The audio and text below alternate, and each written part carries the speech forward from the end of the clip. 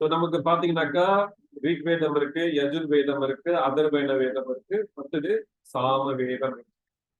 இந்த ஒவ்வொரு வேதங்களை படிப்பது பாத்தீங்கன்னா நமக்கு ஆயுள் பத்தாது. ஏன்னா நம்ம கலியுகத்துல பிறந்திருக்கிறவா சரி, நம்மளுடைய ஆயுள் பாத்தீங்கன்னா வெறும் 100 வயது மட்டுமே நமக்கு இருக்கு. அந்த 100 வயதுல பாத்தீங்கன்னாக்கா நம்ம வாழ்வது 100 வயது கூட கிடையாது. பாகவத புராணத்தில் சொல்லப்படுகின்றது, பிராயேன அல்பாயுச சம்ய கலௌ அஸ்மின் யுகே ஜனா. கலௌ அஸ்மின் யுகே ஜனாக்கா இப்ப வாழ்கின்ற இந்த கலியுகத்தினுடைய ஜீவராசிகள் 100 வயது கூட வாழ்வது கிடையாது. பிராயேன அல்பாயுச சம்யா, அல்பாயுசு நமக்கு எந்த நேரத்திலையும் மரணம் ஏற்படலாம். அப்படி இருக்கிற பட்சத்துல இந்த 4 வேதங்களை படிப்பது மிகவும் சிரமம். அடுத்தது பாத்தீங்கன்னாக்கா நமக்கு சம்மிதை இருக்கு, பிரம்ம சம்மிதை, மனு சம்மிதை, இந்த மாதிரி நிறைய இருக்கு. மொத்தம் 18 புராணங்கள். அதுக்கப்புறம் 18 புராணங்கள் இருக்கு, 2 இதிகாசங்கள் இருக்கு. ஒன்று மகாபாரதம், இன்னொன்று ராமாயணம். இதெல்லாம் படிக்கணும் அப்படின்னாக்கா பிரபு நாங்க இப்ப படிக்கிறதே ரொம்ப சிரமமா இருக்கு, இதெல்லாம் வர படிச்சோம்னாக்கா அவ்வளவுதான் அப்படின்னு நம்ம நினைக்கிறோம். அதற்காக தான் நம்ம இந்த பகவத்கீதை என்ற நூலை படிக்கும் பொழுது என்ன நடக்குதுனாக்கா, அந்த 4 வேதத்துல முக்கியமான விஷயங்கள் என்னென்ன சொல்லப்பட்டிருக்கோ அனைத்தும் பகவான் ஸ்ரீ கிருஷ்ணன் இந்த பகவத்கீதையில அர்ஜுனனுக்கு உபதேசம் செய்கிறார். அதே போல இந்த மகாபாரதம் தற்போதைய கலியுகம் வரை நடைபெற்ற எல்லா நிகழ்ச்சிகளையும் விளக்குகின்றது. இப்ப பாருங்க, இந்த மகாபாரதம் எப்ப நடந்ததுனாக்கா 5000 வருடத்திற்கு முன்ன நடந்தது. 5000 வருடத்திற்கு முன்ன நடந்தது இந்த மகாபாரத யுத்தம். இந்த யுகத்தின் ஆரம்பத்தில் ஏறக்குறைய 5000 ஆண்டுகளுக்கு முன்பு பகவான் கிருஷ்ணர் பகவத்கீதையை தனது நண்பனும் பக்தனுமான அர்ஜுனனிடம் கூறினார். பகவான் ஸ்ரீ கிருஷ்ணன் என்ன பண்றார், இந்த பகவத்கீதையை அர்ஜுனுக்கு கூறுகின்றார். அர்ஜுனன் நண்பனும் அதே சமயத்துல பக்தனும் ஆதலால் அர்ஜுனனுக்கு இந்த பகவத்கீதை கூறுகின்றார். பகவத்கீதை மனிதர்கள் அறிந்த தத்துவ மத உரையாடலில் மிகச் சிறந்ததாக திகழ்கிறது. திருதராஷ்டிரர் 100 மகன்களுக்கும் அவரது சகோதரர்களான பாண்டுவின் மகன்களுக்கும் இடையே நடைபெற்ற மாபெரும் போருக்கு சற்று முன்பு இது உரைக்கப்பட்டது. இது எப்ப உரைக்கப்பட்டது அப்படின்னாக்கா, இங்க முதல் அத்தியாயத்துல அர்ஜுனன் கிருஷ்ணர் சொல்லுவார், சேனையோர் உபயோர் மத்தியே, சேனைகளுக்கு நடுவுல மத்தியில கொண்டு போய் இந்த ரதத்தை போய் நிப்பாட்டுங்க, யாரிடம் நான் போர் புரிய வேண்டும் என்ற ஆவலோடு அர்ஜுனன் பார்க்கின்றார். அந்த நேரத்துல அர்ஜுனனுடைய மனக்கடக்கத்திற்கு போது பகவான் ஸ்ரீ கிருஷ்ணர் இந்த கீதையின் உபதேசம் செய்கின்றார். இப்ப இங்க பாருங்க, திருதராஷ்டிரரின் 100 மகன்களுக்கும் அவரது சகோதரர்களான பாண்டுவின் மகன்களுக்கும் இது பாத்தீங்கன்னா ஒரு குடும்ப சண்டை. ஒரு குடும்ப சண்டை, அண்ணன் தம்பி பங்காளி சண்டை. இது பல ஆண்டுகளுக்கு முன்ன பேசப்பட்ட ஒரு காவியமாக இருக்குது. அது மட்டும் இல்லாமல் இது போருக்கு, அதாவது போர் செய்வதற்கு சற்று முன்னதாக பேசப்பட்ட இந்த பகவத்கீதை மொத்தம் 45 நிமிடங்களே பேசப்பட்டது. இந்த பகவத்கீதை அர்ஜுனனுக்கு உபதேசப்பட்டார் கிருஷ்ணர் வெறும் 45 நிமிடங்கள் மட்டுமே. திருதராஷ்டிரரும் பாண்டுவம் குரு வம்சத்தில் பிறந்த சகோதரர்கள். அந்த வம்சம் பூலோகம் முழுவதையும் ஆட்சி செய்த பரத மன்னரிடமிருந்து வருவதாகும். எனவே இக்காவிய மகாபாரதம் என்று பெயர் சூட்டப்பட்டது. மூத்த சகோதரரான திருதராஷ்டிரர் குருடராக பிறந்த காரணத்தினால் அவருக்கு சேர வேண்டிய அரியணை இளைய சகோதரரான பாண்டுவிடம் ஒப்படைக்கப்பட்டது. பாருங்க, இவங்க 2 பேரும் அண்ணன் தம்பி. யாரு? திருதராஷ்டிரர் மற்றும் பாண்டு. இவங்க 2 பேரும் குரு வம்சத்தை சேர்ந்தவர்கள். அப்படி இருக்கும் பொழுது மூத்த சகோதரரான திருதராஷ்டிரர் குருடராக பிறந்த காரணத்தினால் அவர் பிறக்கும் பொழுது குருடனாக பிறந்திருக்கிறார். அவர்தான் மூத்தவரும் கூட. ஆனா குருடனாக பிறந்தவர் எப்படி அரசாட்சி செய்ய முடியும்? அப்ப இவங்க பாத்தீங்கன்னாக்கா நம்ம நினைக்கிற மாதிரி வெறும் இந்தியாவை மட்டும் அவர்கள் ஆளவில்லை, பூலோகம் அனைத்தையும் ஆண்டிருக்கார்கள். இந்த உலகத்தையே ஆண்டவர்கள். அவர்களுக்கு பிறந்தவர் தான் பரத மன்னருக்கு அந்த வம்சத்துல வந்தவர் தான் திருதராஷ்டிரர். அவருக்கு பிறவியிலே கண் இல்லை, அதனால அவரால் இந்த உலகத்தை ஆள முடியாது. அவருடைய இளைய சகோதரராக இருக்கின்ற பாண்டுவிடம் இந்த அரியணை ஒப்படைக்கப்பட்டது. அடுத்து என்ன நடக்குது? பாண்டு இளம் வயதில் மரணம் அடைந்ததால் அவரது 5 குழந்தைகளும் யுதிஷ்டரர், பீமன், அர்ஜுனன், நகுலன் மற்றும் சகாதேவன் அப்போது மன்னராக பொறுப்பேற்றிருந்த திருதராஷ்டிரரின் பாதுகாப்பின் கீழ் வாழ்ந்து வந்தனர். இதனால் திருதராஷ்டிரரின் மகன்களும் பாண்டுவின் மகன்களும் ஒரே விதமான செல்வ செழிப்புடன் வளர்க்கப்பட்டனர். அனைவருமே தேர்ச்சி பெற்ற துரோணரிடம் போர்க்கலையை கற்றனர். பாட்டனர் பீஷ்மரிடமிருந்து அறிவுரைகளை பெற்றனர். என்ன நடக்குது? பாண்டு யாரு? திருதராஷ்டிரருடைய தம்பி பாண்டு வந்து இளம் வயதில இறந்துட்டார். அவர் தான் அரசாட்சி செய்தார். ஆனா என்ன நடந்துச்சு? அடுத்த அரசாட்சி செய்வதற்கு ஆள் இல்லை என்று சொல்லி மறுபடியும் திருதராஷ்டிரருக்கு அந்த பொறுப்பு வழங்கப்பட்டது. ஆனா இருந்தாலும் கண்ணு குருடு.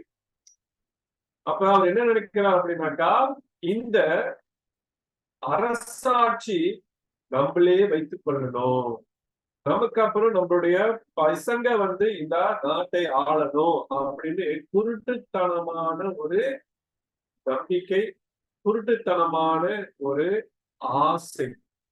ஆனா பாண்டுவனுடைய புத்திரர்கள் பாத்தீங்கன்னாக்கா 5 பேர் இருக்கிறாங்க. அதுல யுதிஷ்ட மகாராஜ், பீமன், அர்ஜுனன், நகுலன் மற்றும் சகாதேவன். அப்போது பொறுப்பேற்றிருந்த திருதராஷ்டிரன் பாதுகாப்பின் கீழ் வந்தனர். திருதராஷ்டிரன் கீழே தான் அவங்க வளர்த்தாங்க. இருந்தாலும் அப்பா இறந்த பிறகு பொறுப்பு பசங்களுக்கு தான் வரணும். அந்த பாண்டவர்களை மூத்தவராக இருப்பவர் யுதிஷ்ட மகாராஜர். அவருக்கு தான் ஆனா என்ன நடக்குது அப்படின்னாக்கா, அவங்க குழந்தையாக இருக்கின்ற காரணத்தினால அண்ணன் யுதிஷ்ட மகாராஜா அதாவது திருதராஷ்டிரருக்கு இந்த பதவி கொடுக்கப்பட்டது. இவங்க எல்லாம் பாத்தீங்கன்னாக்கா துரோணாச்சாரியிடம் கலையை கற்றனர். துரோணாச்சாரி பாத்தீங்கன்னாக்கா சண்டை பயிற்சி கற்றுக் கொடுத்தவர ஒரு ஆசிரியராக இருக்கின்றார் துரோணாச்சாரி.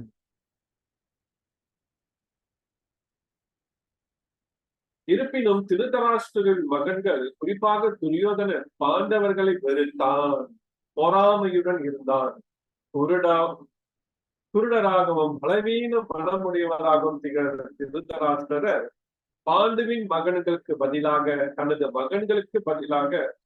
தனது மகன்களே அரியணை ஏற வேண்டும் என்று விரும்பினார். பாருங்க, ஏற்கனவே அவருக்கு கண்ணு குருடு, அரசாட்சி செய்ய முடியாது. இருந்தாலும் சிறிது காலத்துக்கு பொறுப்பு கொடுத்தாங்கன்னாக்கா பாண்டுவருடைய புத்திரர் வந்து அடுத்த டேர்ன் எடுக்கணும் அப்படின்னு சொல்லிட்டு. ஆனா இங்க என்ன நடக்குதுனாக்கா, திருதராஷ்டிரர் மகன்கள், குறிப்பாக துரியோதனர் பாண்டவர்களை வெறுத்தான். ஏன்னா துரியோதனுக்கு வந்து சரியான சங்கம் கிடைக்கல. சங்கம் என்றாக்கா அசோசியேஷன்.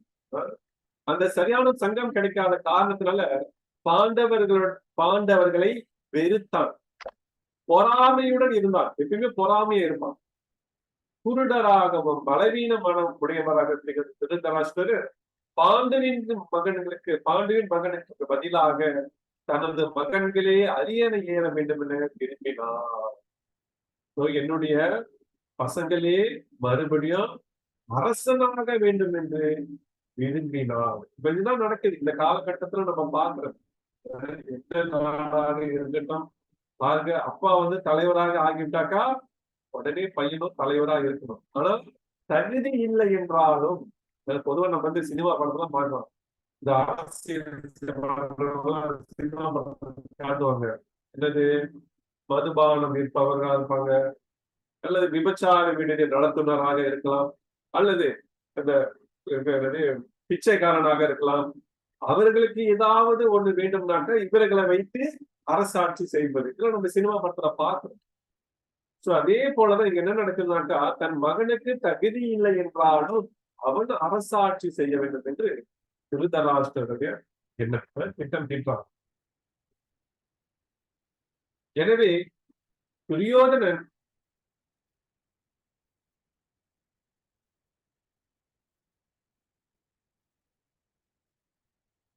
எனவே துரியோதனன் திருதராஷ்டிரரின் சம்மதத்துடன் பாண்டுவின் இளம் மகன்களை கொல்ல திட்டங்கள் தீட்டினான். சித்தப்பா விதுரன் மற்றும் பகவான் கிருஷ்ணன் உதவினால் மட்டுமே பாண்டுவின் மகன்கள் அத்திட்டங்களில் இருந்து தங்கள் வாழ்வை காக்க முடிந்தது. இங்க என்ன நடக்குது பாருங்க. அடுத்தது திருதராஷ்டிரர் கண்டு தெரியாம ஒரு குருடனாக இருக்கின்றார். அடுத்தது தன்னுடைய மகன் வந்துட்டு அரசாட்சி செய்ய வேண்டும் என்று குருடத்தனமாகவும் ஒரு நம்பிக்கையுடன் இருக்கின்றார். அந்த அரசாட்சி செய்வதற்கு இங்க தடுங்கலாக இருப்பது பாண்டவர்களுடைய புத்திரர்கள்.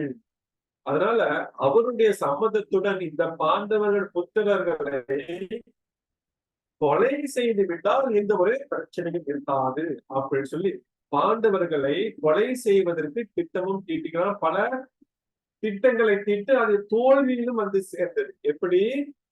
சித்தப்பா விதுரர். ஏன்னா இங்க திருதராஷ்டிரர், பாண்டு மற்றும் விதுரர், இவங்க 3 பேர் அண்ணன் தம்பி. அப்ப விதுரருக்கு வந்து சுத்தமா பிடிக்கவே பிடிக்காது. யுதிஷ்டர் செய்கிற காரியங்கள் மற்றும் துரியோதனன் செய்கிற காரியங்கள் விதுரருக்கு பிடிக்காது. ஆனா விதுரர் பாத்தீங்கன்னா அந்த அரசாங்கத்துலதான் வேலை பார்த்தார். ஆனா அவருக்கு பிடிக்காது. ஆனா இங்க விதுரர் மற்றும் பகவான் கிருஷ்ணரின் உதவினால் மட்டுமே பாண்டுவின் மகன்கள் அத்திட்டத்தில் இருந்து தங்களை வாழ்வை காக்க முடிந்தது. சோ அவங்கதான் காப்பாத்துறாங்க. ஏன்னா அவரு சித்தப்பா விதுரர் அங்க இருக்கிறதுனால இங்க துரியோதனன் தீட்டுகின்ற திட்டங்களை அனைத்தும் தெரிந்து கொண்டு மிக விரைவாக சென்று அவர்களிடம் இந்த விஷயத்தை சொல்லி அவர்களை காப்பாற்றுகின்றார் பகவான் ஸ்ரீ கிருஷ்ணர் மற்றும் விதுரர். பகவான் கிருஷ்ணர் சாதாரண மனிதர் அல்ல, அவரே முழுமுதல் கடவுள். அவர் இப்பூமிக்கு இறங்கி வந்து மற்றொரு வம்சத்தின் இளவரசரை போல வசித்து வந்தார்.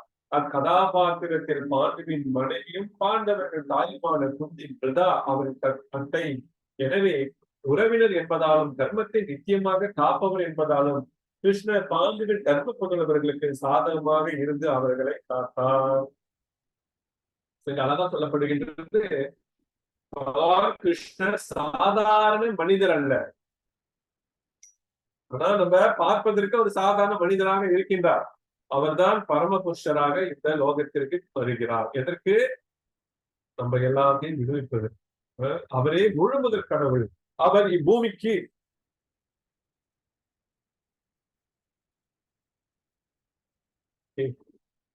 யாரும் கை தூக்குறாங்க. ஹரே கிருஷ்ணா. யார் கை தூக்குறீங்க?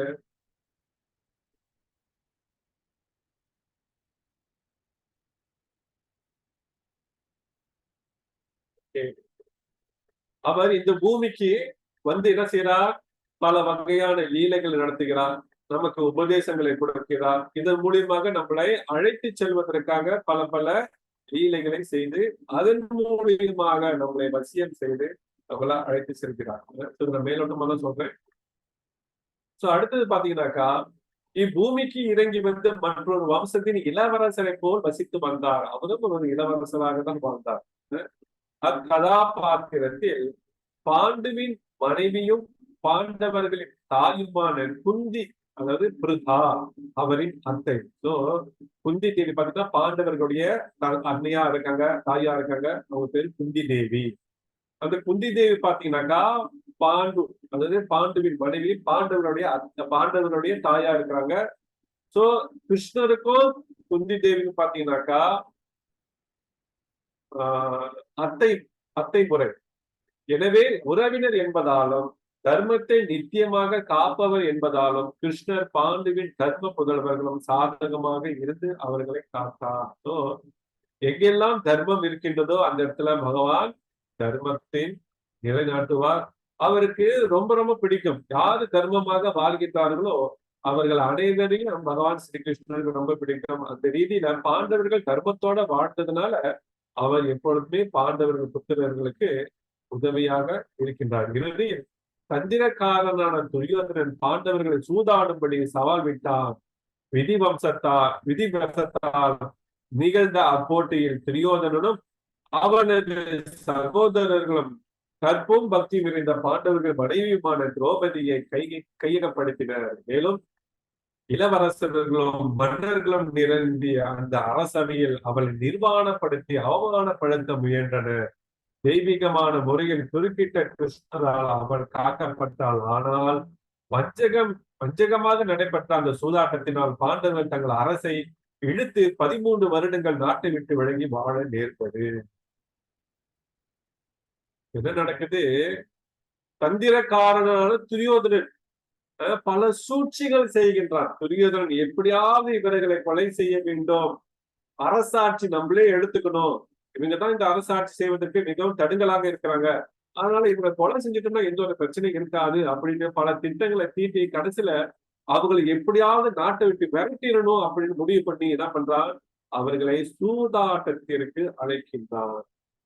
அப்படி சூதாட்டத்தில் அழைக்கும் போது விதிவசத்தால் நிகழ்ந்த அப்போட்டியில் துரியோதனனும் அவனது சகோதரர்களும் கற்பும் பக்தியும் இருந்த பாண்டவர் மனைவியுமான திரௌபதியை கையகப்படுத்தினர். அந்த சூதாட்டத்துல அனைத்தும் இழந்தனர். பொருள் இழந்தனர், நிலத்தை இழந்தனர், அரசாங்கத்தை இழந்தனர், ராஜ்யத்தை இழந்தனர் மற்றும் அவர்களுடைய தர்மத்தையும் இழந்தனர். கடைசியா அவர்களுடைய மனைவியையும் பந்தயத்தில் வைத்து தோத்து போகினர். அதனாலதான் பாருங்க, சாஸ்திரம் என்ன சொல்றது அப்படின்னாக்கா 4 விஷயங்களை நம்ம கடைபிடிக்க வேண்டும். முக்கியமா நீங்க எதை கடைபிடிக்கிறீங்களோ இல்லையோ 4 விஷயங்களை கடைபிடிக்க வேண்டும். ஆனா அது கடினம் தான். ஆனா அதை பயிற்சி செய்ய செய்ய செய்ய என்ன நடக்கும்? நீங்க புனிதமா இருப்பீங்க. முதல்ல பாத்தீங்க அப்படின்னாக்கா இங்க சொல்லப்படுகின்றது, சூது என்பது அறவே கூடாது. சூது என்பது அறவே கூடாது. அப்ப என்ன சொல்லப்படுதுன்னா, மது, மாது, சூது, புலால். மது, மாது, சூது, புலால், இந்த 4 விஷயங்களை அறவே தவிர்க்க வேண்டும். ஏனென்றால் இந்த 4 தூண்களும் தர்மம். இதுல என்ன நடக்குதுனாக்கா, சத்தியம், உண்மைத்தன்மை. இங்கு சூதாடுவதனால என்ன நடக்குதுனாக்கா, நம்பகத்தன்மை இழந்து விடுகின்றோம். நம்பகத்தன்மை, ட்ரூத்ஃபுல்னஸ், அது நம்ம இழந்து விடுகின்றோம்.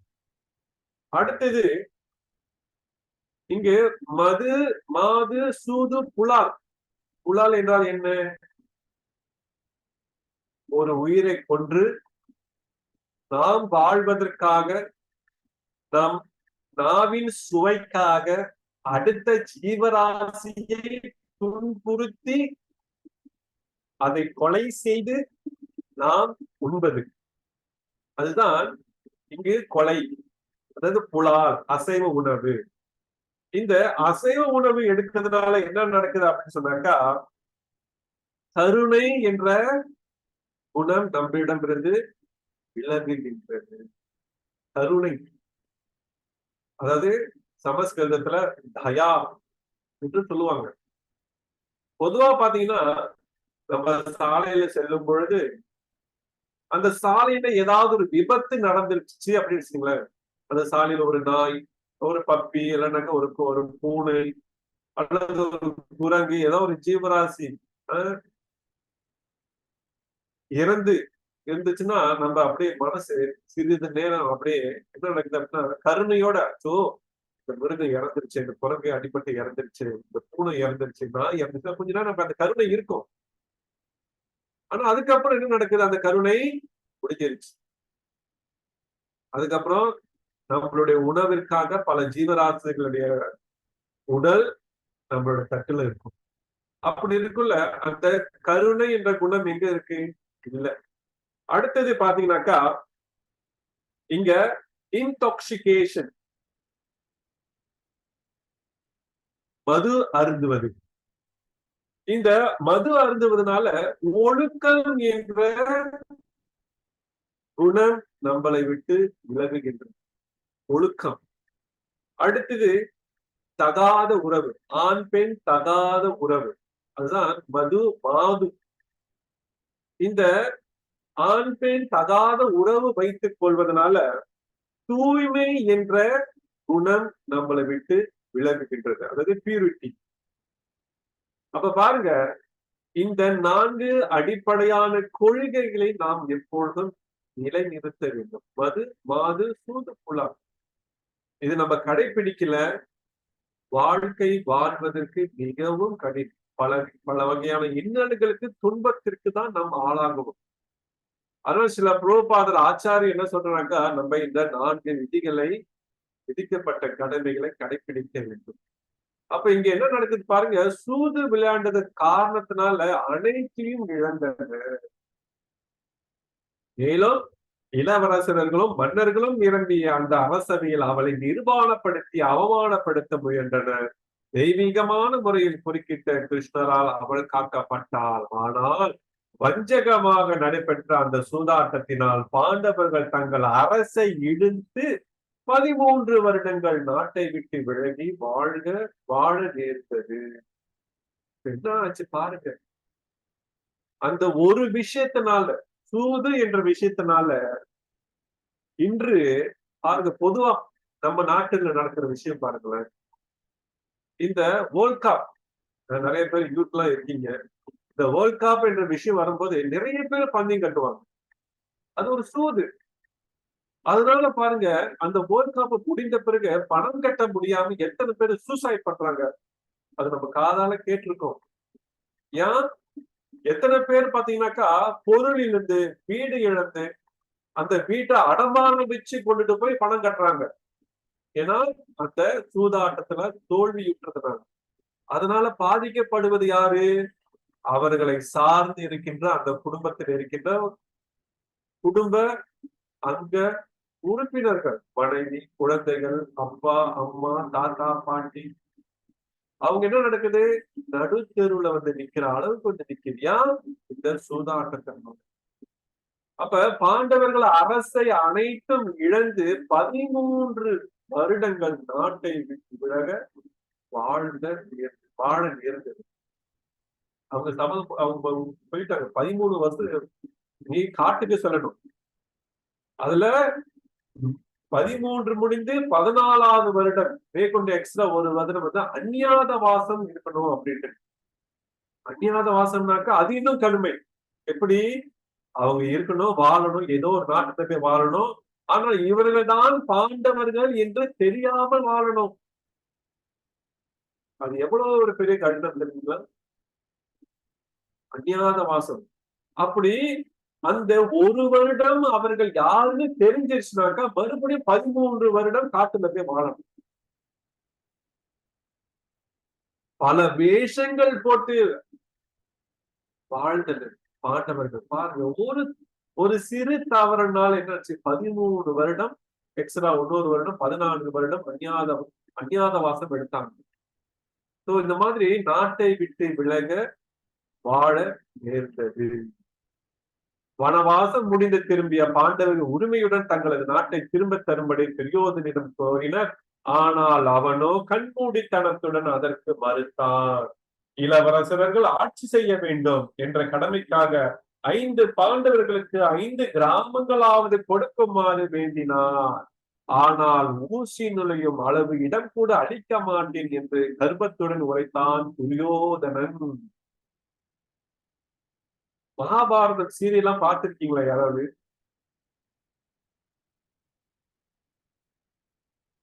அதான் பார்த்திருக்கீங்களா? மரியாதை மகாபாரத சீரியல் யாரும் பார்த்திருக்கீங்களா?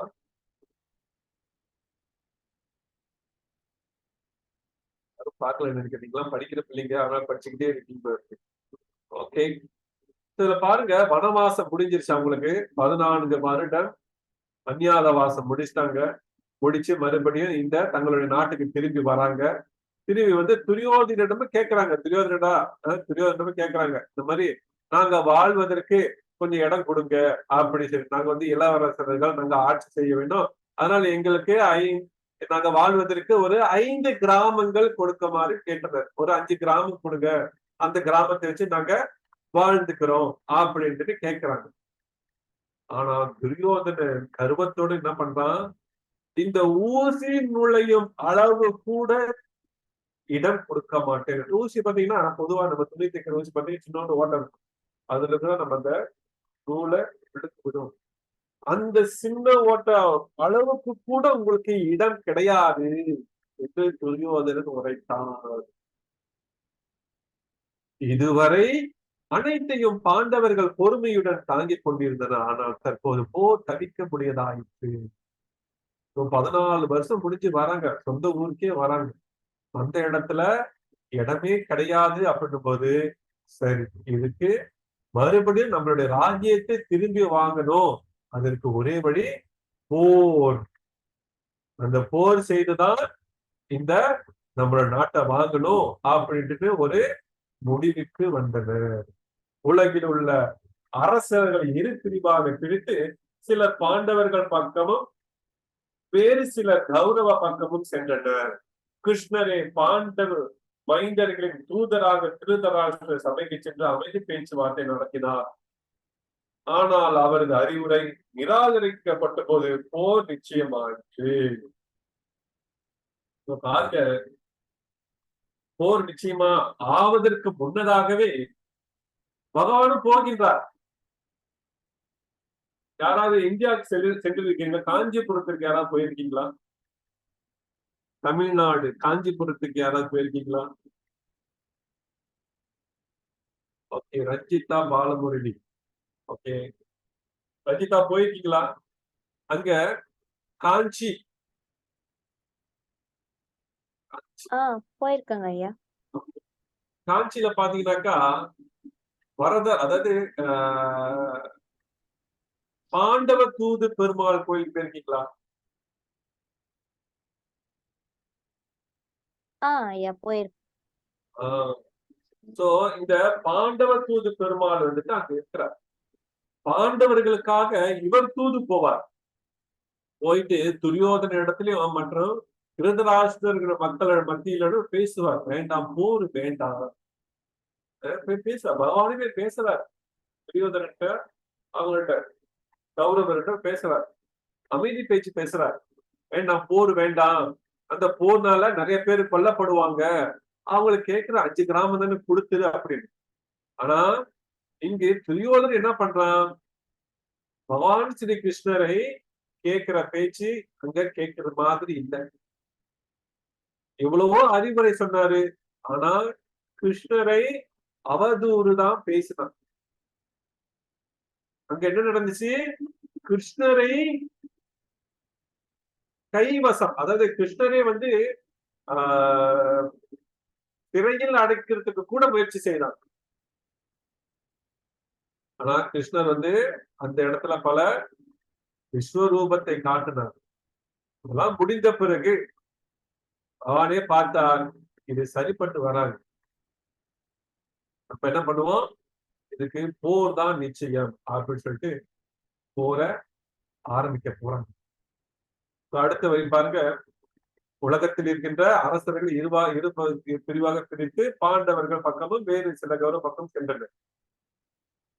கிருஷ்ணரே பாண்டு மைது தூதராக திரு சபை சென்று அமைதி பேச்சுவார்த்தை நடத்தினார். ஆனால் அவர் அறிவுரை நிராகரித்த போது போர் நிச்சயமாச்சு. இந்த மாதிரி உலகில் உள்ள அனைத்து அரசர்களும் பாத்தீங்கன்னாக்கா இரு பிரிவாக வந்து சேர்ந்தார்கள் இந்த போருக்கு.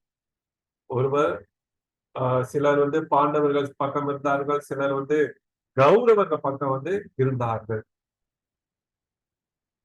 உயர்ந்த நீதி கோட்பாட்டின் படி வச்சிருந்த பாண்டவர்கள் கிருஷ்ணரை பரமபுருஷ பகவானாக அங்கீகரித்தனர். ஆனால் திருதராஷ்டிரரின் தீய மகன்களோ அவரை அவ்வாறு அங்கீகரிக்கவில்லை. இருப்பினும் விரோதிகள் நண்பர்கள் என்ற பாகுபாடின்றி அவரவர் விருப்பப்படி போரில் பங்கு பெற கிருஷ்ணர் ஒரு வழியை முன்வைத்தார்.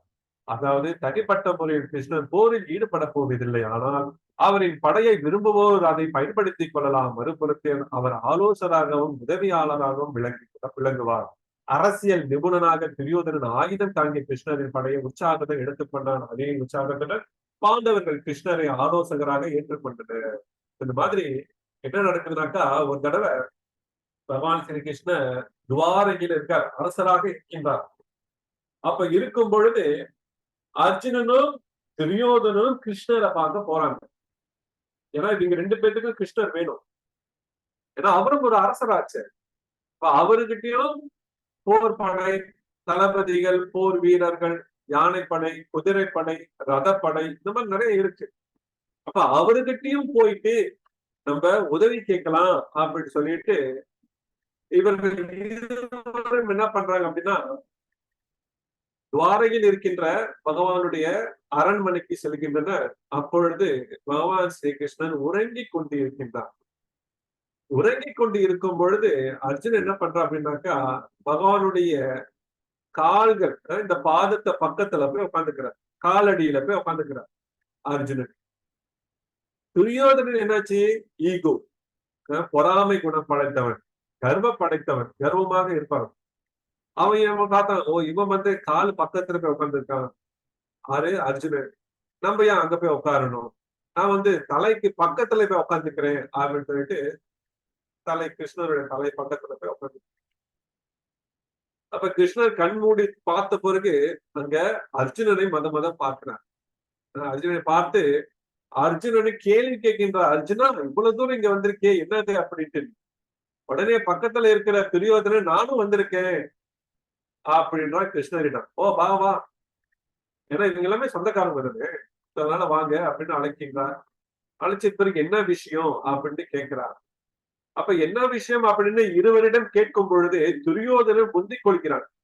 முந்திக் கொள்ளி என்ன தெரியுமா அப்படின்னா, எனக்கு உங்களுடைய படைகள் அனைத்தும் எனக்கு வேணும், எனக்கு உங்களுடைய படைகள் அனைத்தும் வேண்டும். அதுல யானை படை இருக்கு, குதிரை படை இருக்கு, காலான் படை இருக்கு, போர் வீரர் இருக்காங்க, இவங்க எல்லாமே எனக்கு வேண்டும் அப்படின்னு முந்திக் கொண்டு துரியோதனன் கேட்பதற்கு முன்னதாகவே முந்திக் கொண்டு கேட்கிறான். அப்ப கிருஷ்ணன் சொல்றா, பரவாயில்ல படைதானே வேணும் எடுத்துக்க அப்படின்னு சொல்லிட்டார். அப்ப அர்ஜுனன் கேட்கிறார், அர்ஜுனா இத்தனை போர் வீரர்கள் படைகள் அனைத்தையும் துரியோதனன் கொடுத்துட்டனே, என்கிட்ட வேற எதுவுமே இல்லையே அர்ஜுனா அப்படின்னு கேட்கிறார். அதுக்கு அர்ஜுன் சொல்கின்றார், அதெல்லாம் எனக்கு தேவையில்லை, அதெல்லாம் எனக்கு தேவையில்லை, நீங்க என் பக்கத்துல இருந்தாலே போதும் அப்படின்ட்டு அர்ஜுனன் கிருஷ்ணரிடம் சொல்கிறார். அதுதான் இங்க பாருங்க, மறுபுறத்தில் அவர் ஆலோசகராகவும் உதவியாளராகவும் விளங்குகிறார். அரசியல் நிபுணனாக துரியோதனன் ஆயுதம் தாங்கிய கிருஷ்ணரின் படையை உற்சாகத்துடன் எடுத்துக்கொண்டான். அதே உற்சாகத்துடன் பாண்டவர்கள் கிருஷ்ணரை ஆலோசகராக ஏற்றுக்கொண்டனர். அப்ப இதுல புத்தியோட நடந்து கொண்டது யாரு அப்படின்னு சொன்னாக்கா அர்ஜுனன் தான். ஏன்னா ஆலோசகர் வேண்டும். எவ்வளவுதான் படைபலம் இருந்தாலும் அங்க ஆலோசகர் என்ற ஒருவர் அங்க இல்ல அப்படின்னாக்கா, அதாவது அந்த படை தளபதி அங்க இல்லைனாக்கா அங்க போர் நடக்க முடியாது. போர் சரியான முறையில அந்த போர் செய்ய முடியாது. அப்ப அர்ஜுனன் சாமர்த்தியமாக என்ன பண்றான் அப்படின்னா, நீங்க இருந்தாலே போதும், வேற யாருமே வேண்டாம் அப்படி. அப்ப இந்த பகவத்கீதையில கடைசி ஸ்லோகம் அழகாக சொல்லப்படுகின்றது, எத்திர யோகேஸ்வர கிருஷ்ணர் எத்திரோ பார்த்தோ திருதரா தத்ர ஸ்ரீ விஜயோர் புத்தி துருவ நிதிர் பத்திர் மமதா. என்ன சொல்லப்படுகின்றது? 18வது அத்தியாயத்துல இந்த கடைசி ஸ்லோகத்துல சொல்லப்படுகின்றது, எங்கெல்லாம் பரமபுருஷ பகவான் ஸ்ரீ கிருஷ்ணன் மற்றும் வில்லாதியான அர்ஜுனன் இருக்கின்றாரோ, மற்றும் எங்கெல்லாம் அங்க கலைமகள் இருக்கின்றாரோ அங்கெல்லாம் அதிர்ஷ்டம், சமாதான வெற்றியும் நிச்சயம் அப்படின்னு பகவத்கீதை சொல்லப்படுகிறது. அதனால பொதுவா பாத்தீங்கன்னா நம்மளுடைய இந்துக்கள் வீட்டுல இந்த குருஷேத்திர போர்க்களத்திற்கு செல்லக்கூடிய சில படங்கள்லாம் வச்சிருப்பாங்க, போஸ்டர் எல்லாம் வெட்டி வச்சிருப்பாங்க. பாத்திருக்கீங்களா? உங்க வீட்லயும் இருக்கு அந்த மாதிரி? குருஷேத்திர போர்க்களத்திற்கு செல்வது போல சங்கு ஊதுற போல அர்ஜுனனும் மற்றும் கிருஷ்ணரும் சங்கு ஊதுறது போல அந்த படம் போஸ்டர்லாம் இருக்கும். போருக்கு செல்வதற்கு இந்த ரதத்துல உட்காந்துருப்பாங்க, அந்த மாதிரி படம் தான் பார்த்திருக்கீங்களா? வீட்டுல அந்த மாதிரிலாம் இருக்கா?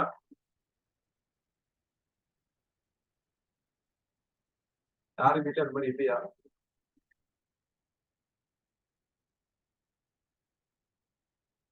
அப்ப என்ன சொல்லப்படுது, அந்த மாதிரி இருந்துச்சுன்னு சொன்னா அந்த இடத்துல சத்தியம் இருக்கும், வெற்றி இருக்கும், அசாதாரணமான நம்பிக்கை இருக்கும். ஆனா நம்ம தமிழ் வீட்டுல பாத்தீங்கன்னாக்கா அந்த மாதிரிலாம் இருந்துச்சுனாக்கா, ஓ இந்த படம் எல்லாம் வீட்டுல இருக்கக்கூடாது. பெரியவங்க வந்து சொல்லுவாங்க, வயசான தாத்தா பாட்டி, இந்த பாட்டி தான் ரொம்ப சேட்டை பண்ணுவாங்க.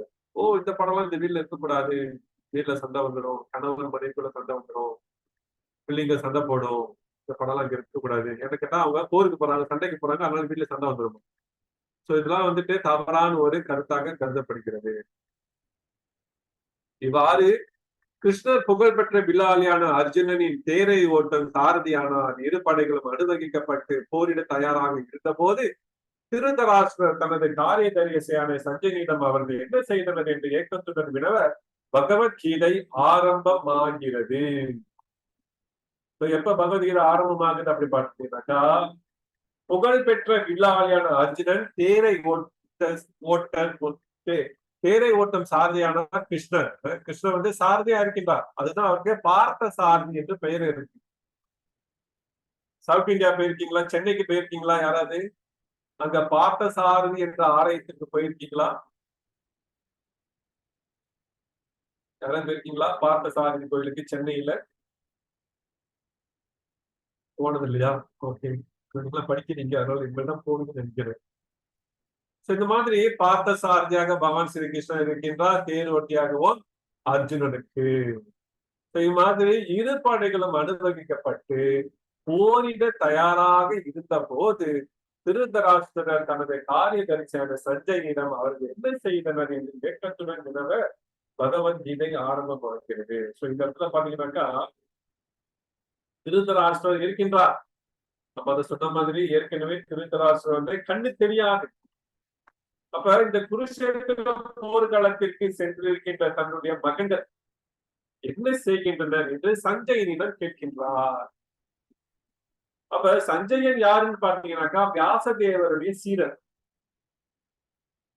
இந்த வியாசதேவர் தான் பாத்தீங்கன்னா அவருக்கு வேத வியாசர் என்று பெயர் இருக்கு. அந்த வேத வியாசர் தான் இந்த 4 வேதங்கள் நமக்காக கொடுத்திருக்கின்றார். அந்த வேதவியாசருடைய சீடராக இருக்கின்ற காரணத்தினால சஞ்சயனுக்கு அங்க குருஷேத்திர போர்க்களத்துல என்ன நடக்குது என்ற விஷயத்த இங்கிருந்து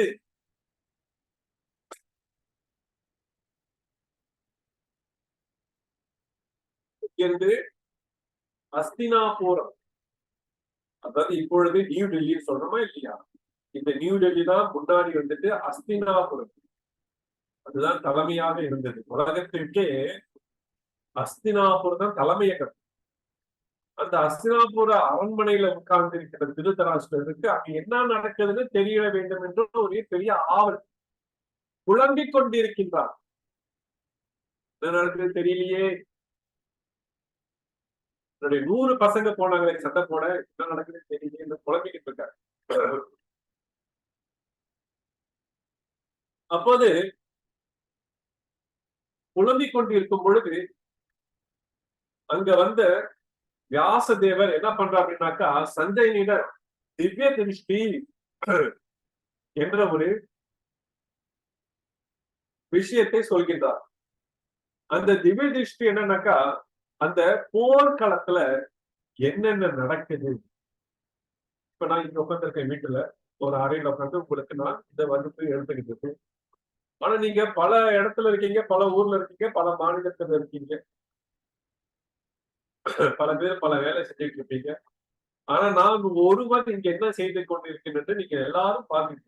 அதே போல அந்த திவ்ய திருஷ்டி மூலியமாக வியாசதேவர் அந்த தொலை தூரத்துல குருஷேத்திர போர்க்களத்துல என்ன நடக்குது என்ற அந்த பார்வையை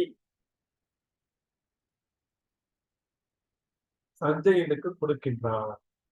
அந்த பார்வையின் மூலியமாக அங்க யார் யாரு என்னென்ன பேசுறா, யார் யாரு என்னென்ன காரியங்களை ஈடுபட்டிருக்கா, யார் யாரு இந்த போருக்கு வந்திருக்கா, எங்கிருந்து என்னென்ன மாதிரியான அரசர்கள் வந்திருக்காங்க, மற்றும் வேறு யார் வந்திருக்கா, எத்தனை யானைப்படை இருக்கு, குதிரைப்படை இருக்கு, மற்றும் எத்தனை தேர் படை இருக்கு, யார் யாரு இருதயத்துல மனசுல என்னென்ன நினைக்கிறா, யார் யார் என்னென்ன பேசுறா, அனைத்தையும் அறிந்து கொள்வதற்கு அவருக்கு ஒரு திவ்ய திருஷ்டி கொடுத்திருக்கார். அந்த திவ்ய திருஷ்டின் மூலியமாக அங்க என்னென்ன நடக்குது அப்படின்ட்டு சொல்லுகின்றார். அப்பொழுதுதான் இந்த பகவத்கீதை ஆரம்பமாகிறது. காட்சி இப்போது அமைக்கப்பட்டு விட்டது. தற்போது இந்த மொழிபெயர்ப்பு மற்றும் பொருளுரை குறித்து சிறு குறிப்பு மட்டும் தேவைப்படுகிறது. யாருக்கா தமிழ் தெரியுங்களா? படிக்கிறீங்களா மேற்கொண்டு? யாருக்கா தமிழ் படிக்க ஆர்வமாக இருக்கீங்களா மேற்கொண்டு படிக்க? ஏன்னா எல்லாத்துக்கும் வாய்ப்பு இருக்கு படிக்கிறதுக்கு.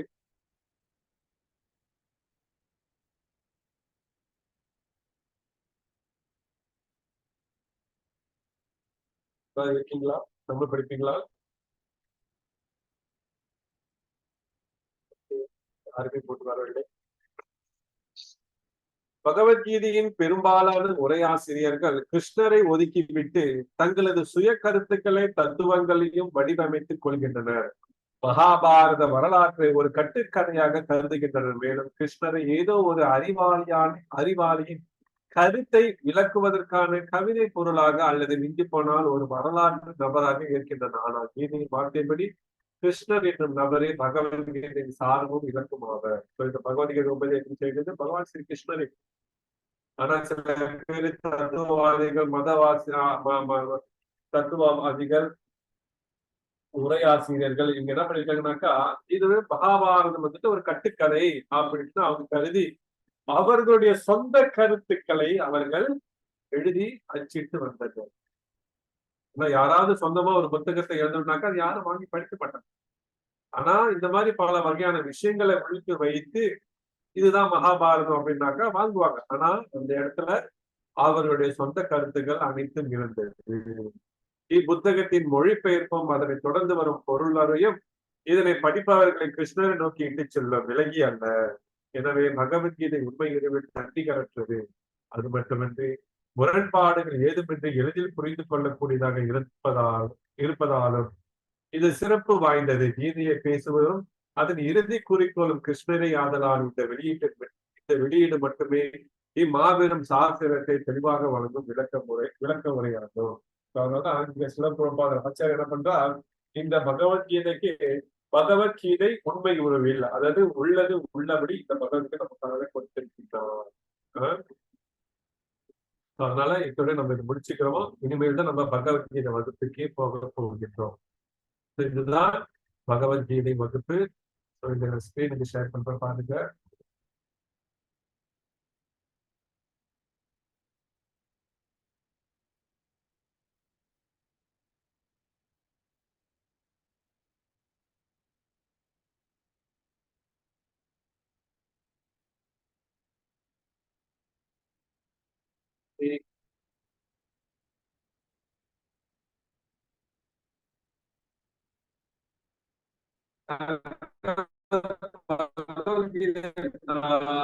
தமிழ் படிப்பீங்களா?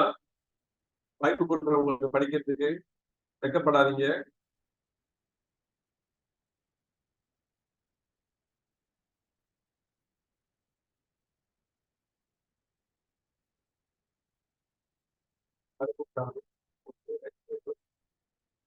ஓகே, இங்க பாருங்க. இஸ்கான் மலேசியா வழங்கும் கீத ஞானம் பகவத்கீதையின் சாரம் கீதா சாஸ்திர வினோதேன கார்த்திகேய நயனம் நரக நாதஷ்ய புனர் ஆவருத்தி மாயாதிஷ்ட கலிப்பிரியக. ஓ நாரதா, ஒருவன் பகவத்கீதையை கார்த்திக் மாதத்தில் மகிழ்வுடன் படித்தால் அவன் பிறப்பு இறப்பு உள்ள இந்த உலகத்திற்கு திருப்பி வருவதில்லை. நான் தனிப்பட்ட முறையில் அவற்றை பார்த்திருக்கின்றேன். சோ யார் ஒருவர் பகவத்கீதையை அன்றாடம் படிக்கிறாங்களோ, சிறிதளவு எடுத்து படித்தாலும் பருவார்கள், அவர்கள் மறுபடியும் பிறப்பு இறப்பு என்ற இந்த உலகத்திற்கு திரும்பி வர மாட்டாங்க. இது ஆங்கிலத்தில் இருக்கு. ஆங்கிலம் தெரிந்தவர்கள் ஆங்கிலத்துல பார்த்து தெரிந்து கொள்ளுங்க.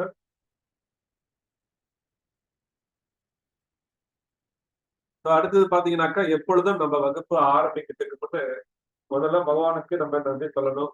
அதே சமயத்துல ஆச்சாரியர்களுக்கும் நம்ம நன்றி சொல்ல கடமைப்பட்டிருக்கிறோம். அப்ப அவர்களுடைய கருணையினால் மட்டுமே நம்மளால பகவத்கீதை படித்து புரிந்து கொள்ள முடியும். இல்லைனாக்கா நம்ம வீட்டுல பகவத்கீதை எடுத்து படிக்கணும்னு சொல்லி நம்மளால படிக்க முடியாது. இல்ல படிக்கிறதுக்கு நமக்கு முயற்சி செய்தாலும் அது ரொம்ப கஷ்டமா இருக்கும் புரிவதற்கு.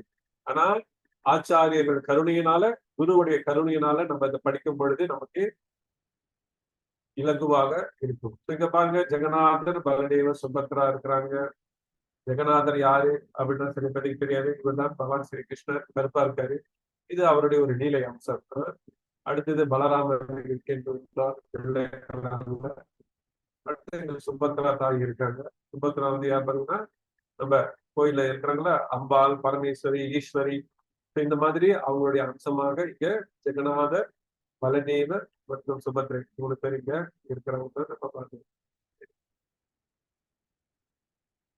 ஓகே, இங்க வழிபாட்டு முறை. இது நம்ம படிச்சுட்டு தான் எப்பயுமே பகவத்கீதையை படிக்க போகணும். ஏன்னா இது அறியாமையில் இருக்கின்ற நமக்கு ஆச்சாரியர்கள் அவர் வந்து நமக்கு ஒளி ஊட்டும் சுடராக இருந்து கொண்டு நமக்கு இந்த கீதம் என்ற ஞானத்தை நமக்கு உபதேசிக்கின்றார்கள். அது பார்க்கலாம். ஓம் அஜ்ஞான திமிரந்தஸ்ய ஞானஞ்சன ஷலாக்காய சக்ஷுருன்மிலிதம் ஏன தஸ்மை ஸ்ரீ குருவே நமஹ. ஸ்ரீ ஓ நமோ விஷ்ணு பாதாய கிருஷ்ண பிருஷ்டாய புத்தலே ஸ்ரீமதி பக்தி வேதாந்த சுவாமி நாமினி நமஸ்தே சரஸ்வதி தேவி கௌரவாணி பிரச்சாரிணி निर्विशेष शून्यवादी पाश्चात्य देश तालिनी. जय श्री कृष्ण चैतन्य प्रभु नित्यानंद श्री अद्वैत गदाधर श्रीवासादि गौरवान्वित. हरे कृष्ण कृष्ण कृष्ण हरे हरे, हरे राम राम राम हरे हरे. तो இங்க வந்து பாத்தீங்கன்னா சமர்ப்பணம் தெய்வ திரு ஆசா பக்தி வேதாந்த சுவாமீஸ்வரர் பிரபுபாதர். இவர்தான் பாத்தீங்கன்னா நம்மளுடைய founder acharya of the international society for Krishna அகில உலக கிருஷ்ண பக்தி இயக்கத்தின் ஸ்தாபக ஆச்சாரியர். அதனால சில பிரபுபாதரிடம் அவருடைய கருணையை வேண்டி நம்ம இந்த பகவத்கீதை தொடரலாம். இங்க கீதா மகாத்மியம் என்ற ஒரு விஷயம் இருக்கு. இந்த கீதா மகாத்மியம் அப்படின்னாக்கா இந்த பகவத்கீதையின் மகிமை, பகவத்கீதையின் மகிமையை வந்து யார் சொல்லியிருக்க அப்படின்னாக்கா சங்கராச்சாரியர். சங்கராச்சாரியர் யாரு? யாருக்கா தெரியுங்களா சங்கராச்சாரியர் யாருன்னு?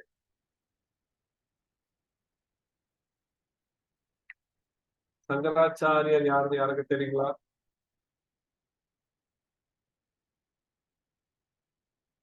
யாருக்குமே தெரியும். சங்கராச்சாரியர் யாருன்னு பாத்தீங்கன்னா சிவபெருமானுடைய அம்சம், சாட்சாத் சிவபெருமானுடைய அம்சம். அவர் தான் வந்துட்டு சங்கராச்சாரியர், ஸ்ரீபாத சங்கராச்சாரியர் சொல்லுவாங்க. அவர் வந்து அழகான ஒரு விஷயத்தை சொல்லியிருக்காரு இந்த பகவத்கீதை பத்தி. என்னது?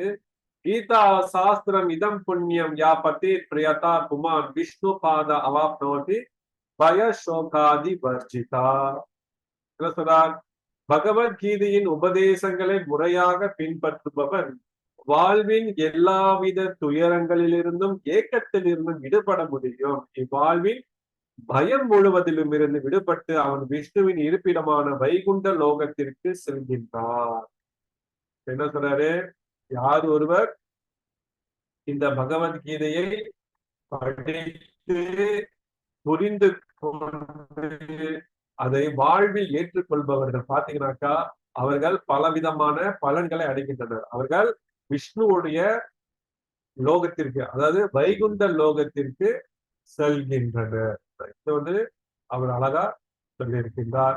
அடுத்தது இன்றைய தலைப்பு பாத்தீங்கன்னாக்கா ஒரு அத்தியாயம் 1 நம்ம இன்னைக்கு ஆரம்பிக்க போகின்றோம். குருஷேத்திர போர்க்களத்தில் படைகளை கவனிக்க. Observing the armies on the battlefield of Kurukshetra. இந்த குருஷேத்திர பாருங்க, உரைக்கப்பட்ட சூழ்நிலையில பகவான் ஸ்ரீகிருஷ்ணர் இங்கு பகவத்கீதையை உபதேசம் செய்கின்றார். யாருக்கு? அர்ஜுனனுக்கு. இந்த குருஷேத்திர போர்கள் எப்ப நடந்தது? சுமார் 5000 வருடங்களுக்கு முன் நடந்தது.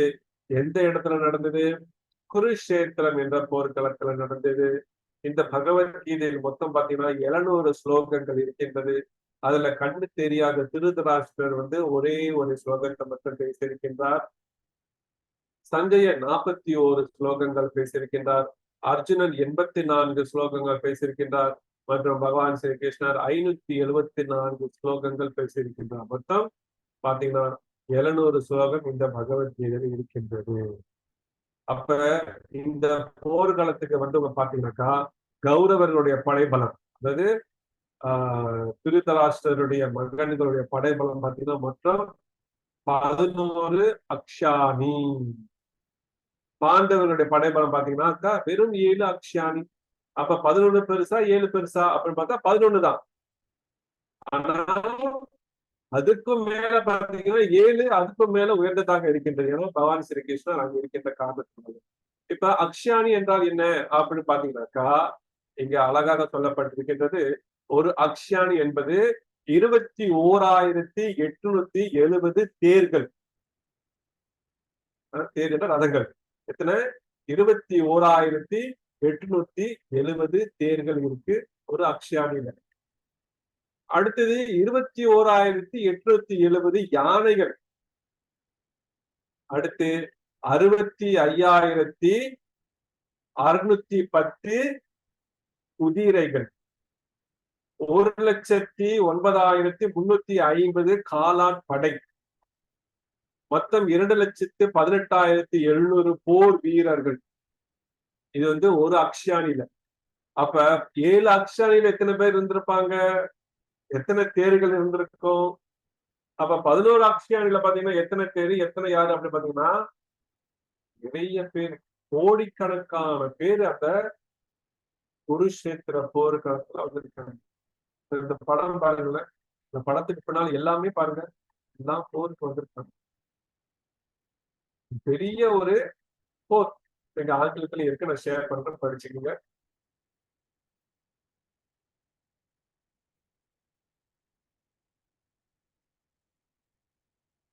ஓகே, நம்மளுடைய முதல் ஸ்லோகம்.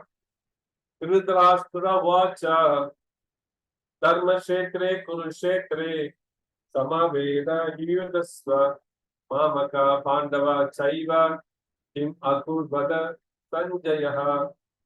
இங்க சொன்ன மாதிரி அஸ்தினாபுரத்துல அரண்மனையில உட்கார்ந்து இருக்கின்றார் திருதராஷ்டிரர். அவரை வினவுகின்றார். என்ன சொல்றார்? திருதராஷ்டிரர் வாச்சா. வாச்சா என்றால் கூறுகிறார். என்னது? சஞ்சயனே, போர் புரியும் விருப்பத்துடன் தர்மக்ஷேத்திரமான குருஷேத்திரத்தில் ஒன்று கூடிய என் மகன்களும் பாண்டுவின் மகன்களும் என்ன செய்தனர்? ஆனா இங்க திருதராஷ்டிரருக்கு வந்து எனக்கு அப்புறம் துரியோதனர் ஆள வேண்டும் என்ற ஒரு மனசுல ஒரு பெரிய ஆசை, பெரிய ஒரு எண்ணம். ஆனா அங்க முக்கியமா இந்த குருஷேத்திரம், ஏன்னா குருஷேத்திரம் என்பது ஒரு புனித பூமி.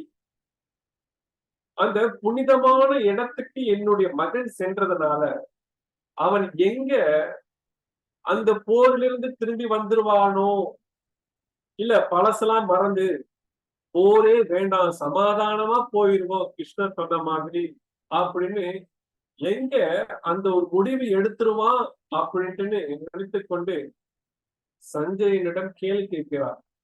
போர் புரியும் விருப்பத்துடன் தர்மக்ஷேத்திரமான குருஷேத்திரம், தர்மக்ஷேத்திரமான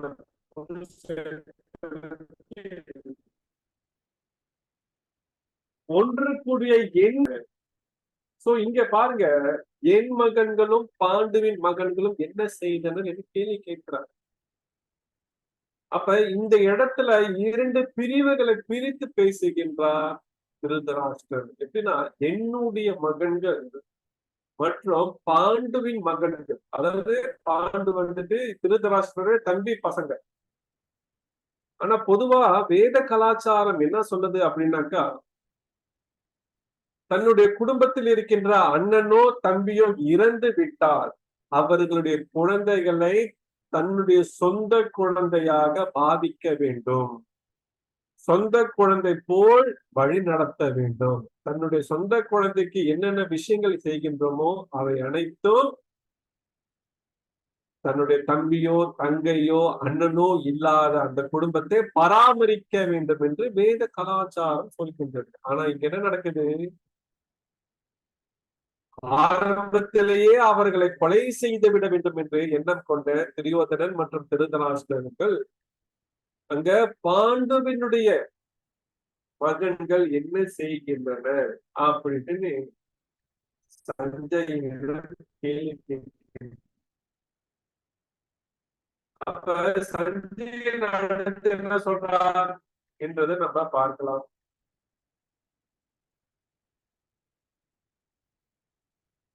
ஒன்றாவது அத்தியாயம் முதல் பதம் பார்த்தோம். இப்ப ஒன்றாவது அத்தியாயம் 15வது ஸ்லோகத்திற்கு போகின்றோம். ஏன்னா அடுத்தடுத்து பாத்தீங்கன்னா நிறைய இருக்கும். எல்லாத்தையும் போனோம் அப்படின்னாக்கா நமக்கு நேரம் பத்தாது. அதனால முக்கியமா பகவத்கீதை இந்த முதல் அத்தியாயத்துல என்ன பேசப்படுகின்றது, என்ன சொல்லப்படுகின்றது அப்படின்னு நம்ம பார்ப்போம். அப்ப முதல் அத்தியாயத்திலிருந்து முதல் பதத்திலிருந்து 14வது பதம் வரைக்கும் பாத்தீங்கன்னாக்கா யார் யாரு இந்த யார் யாரு வந்திருக்கா அப்படின்ற விஷயத்த யார் யார் என்னென்ன பேசுறா, துரியோதனன் என்ன பேசுறாரு, துரோணாச்சாரியர் என்ன பேசுறாரு, பீஷ்மர் என்ன பேசுறாங்க, இது அனைத்தும் வந்துட்டு சஞ்சயன் எடுத்து சொல்லிக்கிட்டே வருவார்.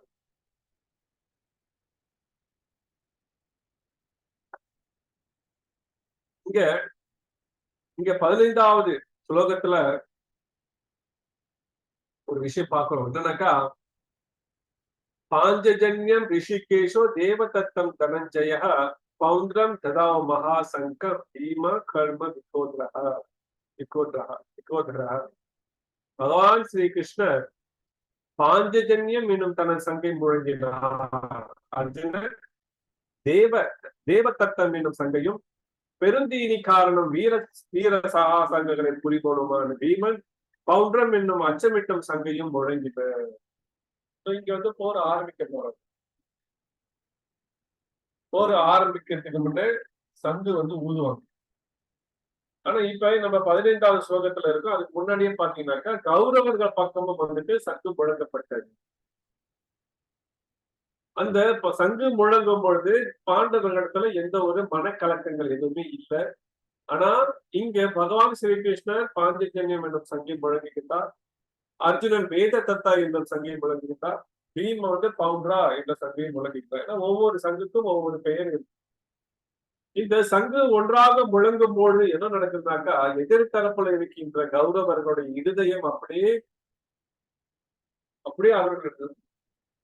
அவர்களுடைய நெஞ்சு அப்படியே பிழைஞ்சு அப்படியே பின்னி அப்படியே அவங்களோட நெஞ்சை வெடிக்கிற மாதிரி ஆயிடுச்சு. இதெல்லாமே நம்ம அடுத்தடுத்து படிக்கணும்.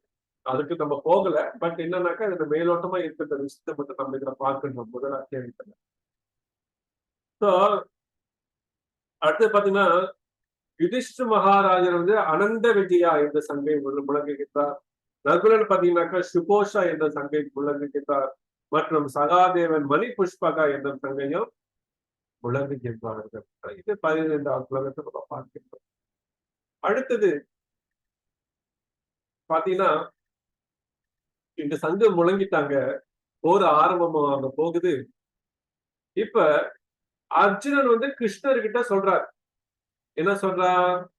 சேனையோர் உபயோர் மத்தியே ரதம் ஸ்தாபயாமே அச்சுதா யாவத் ஏதான் நிதிக்ஷேகம் யோத காமன் அவஸ்திதம் கைர்மயா சக யோதவ்யம் அஸ்மிதம சமுத்தியமே என்ன சொல்றா? வீழ்ச்சி அடையாதவரே போர் புரியும் ஆவலுடன் இங்கே கூடிய உள்ளவர்களில் எவர்களோடு நான் இந்த மாபெரும் போரில் ஈடுபட வேண்டும் என்பதை பார்க்கும்படி தயவு செய்து எனது ரதத்தை இரு சேனைகளுக்கு மத்தியில் நிறுத்தவும். இங்க போர் ஆரம்பமாக 2 சைட்டும் சங்கு முழங்கிட்டாங்க. ஆரம்பமாக போகுது. ஏற்குறைய ஆரம்பமாக நிலைமையில் இருக்கும் பொழுது அர்ஜுனன் கிருஷ்ணரிடம் சொல்கின்றார், கிருஷ்ணா இப்ப இந்த 2 சேனைகளுக்கு நடுவுல கொண்டு போய் ரதத்தை நிப்பாட்டுங்க. நான் யாரிடம் சண்டை போடணும் அப்படின்னு நான் பார்க்கும்படி நிறுத்துங்க அப்படின்னு சொன்னேன். ஆனா அர்ஜுனனுக்கு தெரியும் யார் யார் வந்திருக்காங்கன்றது தெரியும். இருந்தாலும் அர்ஜுனனுக்குள்ள ஒரு மனக்குழப்பம். என்ன குழப்பம் அப்படின்னா, இந்த போர் செய்துதான் ஆக வேண்டுமா? போர் உண்மையே தேவையா? ஏன் அர்ஜுனனுக்கு இந்த கருணை என்ற குணம் வந்தது அப்படின்னாக்கா, இந்த கருணை என்ற குணம் நல்ல மனிதர்களிடத்துல வருமா? எந்த மாதிரி மனிதர்களிடத்துலனாக்கா, நல்ல ஆன்மீகமான மனிதர்களிடத்துல இந்த கருணை என்ற குணம் வருமா? அப்ப இங்க அர்ஜுனன் பகவான் ஸ்ரீ கிருஷ்ண இடத்துல கருணையோட எப்படின்னாக்கா பக்தியோட இருக்கின்ற காரணத்தினால அர்ஜுனனுக்கு அந்த நிலை வருது. நம்மளும் அந்த நிலையை வளர்த்து கொள்ள வேண்டும். கருணை என்ற நிலையை வளர்த்து கொள்ள வேண்டும். ஆன்மீகமாக இருக்க வேண்டும். சும்மா பௌதிகமாகவே இருக்கக்கூடாது. இந்த பௌதிகமான உலகத்துல நம்ம வந்துட்டோம், ஏதோ வாழ்ந்துட்டோம், படிக்க வைக்கிறாங்க, படிக்கிறோம், அதுக்கப்புறம் பெருசா ஆயிட்டோம், படிச்சுட்டு இருக்கோம், அதுக்கு மேல இன்னும் நிறைய படிக்கணும், அதுக்கப்புறம் நல்ல வேலை கிடைக்கணும், அதுக்கப்புறம் நல்ல சேலரி கிடைக்கணும், அதுக்கப்புறம் நல்ல ஒரு கணவன் மனைவி கிடைக்கணும், அதுக்கு நல்ல ஒரு வீடு வாசல் வாங்கணும், அதுக்கப்புறம் அந்த குழந்தைகளை பெற்று எடுக்கணும், அந்த குழந்தைகளை ஆளாக்கணும், படிக்க வைக்கணும், இப்படியே போயிடக்கூடாது. இதற்கு அப்பாற்பட்ட ஒரு விஷயம் இருக்கு, என்னது? ஆத்ம ஞானம். அந்த ஆத்ம ஞானத்தை வளர்த்துக் கொள்ள வேண்டும் அப்படின்னாக்கா பக்தி செய்ய வேண்டும். இந்த பக்தினா என்னது அப்படின்னாக்கா அடுத்த சாப்டர்ல வந்து நம்ம இன்னும் விவரமா அதை பத்தி பார்ப்போம். அப்ப இங்க இந்த இரு தரப்பு சேனைகளுக்கு யார் இருக்குன்னு தெரியும், இருந்தாலும் அந்த கருணையோடு அங்க போறார், நடுவுல போய் நிப்பாட்ட போறார். நிப்பாட்டுங்க அப்படி சொல்றார். அப்ப பகவான் என்ன பண்றா, இந்த இரண்டு சேனைகளுக்கு மத்தியில கொண்டு போய் நிப்பாட்டிட்டு பார் என்று சொல்றார். அடுத்த ஸ்லோகத்துல நீங்க பகவத்கீதை புத்தகம் வச்சீங்கன்னாக்கா இது ரொம்ப அழகா வரும். நீ பாரு அர்ஜுனா, நீ பாரு. ஏன் கிருஷ்ணர் வந்து நீ பார் அப்படின்னு சொல்றாரு அப்படின்னாக்கா, நீ இவங்க கூட எல்லாம் சண்டை போட போற அர்ஜுனா அப்படின்ட்டு கிருஷ்ணர் சொல்றார். அப்ப எதிர்த்தரப்புல யார் யார் இருக்கா அப்படின்னு பாத்தோம்னாக்கா, துரியோதனன் இருக்கான், திருதராஷ்டிரருடைய 100 பசங்க இருக்காங்க, பிள்ளைங்க இருக்கிறாங்க, குலகுரு இருக்கின்றார், சுக்கராச்சாரியா இருக்கின்றார், துரோணாச்சாரியா இருக்கின்றார், தாத்தா ரொம்ப பழைய தாத்தா, பல வம்சங்களை பார்த்தவர் பீஷ்மர் பிதாமகன் இருக்கின்றார், அவருடைய அப்பா வயதுல இருக்கின்ற பெரியவர்கள் இருக்காங்க, இளைஞர்கள் இருக்காங்க, வயதானவர்கள் இருக்காங்க, அடுத்து நலன் விரும்பி இருக்கிறாங்க, பேர பசங்க இருக்காங்க, எத்தனையோ ஆயிரக்கணக்கான கோடிக்கணக்கான பேர் இருக்கிறாங்க. அனைவரையும் அர்ஜுனன் பார்க்கின்றான். பார்த்த பிறகு அர்ஜுனன் இடத்துல அந்த கருணை என்ற குணம் ஓங்கி வருது. ஓங்கி வரும்பொழுது என்ன நடக்குது,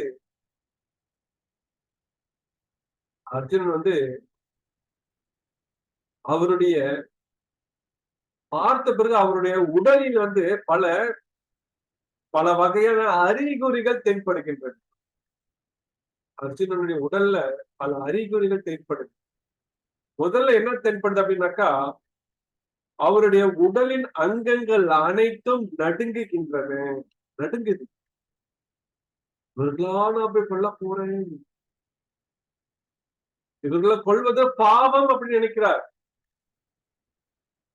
நமக்கு அந்த மாதிரி ஒரு நிலைமை வந்துச்சுன்னா நமக்கு எப்படி இருக்கும்?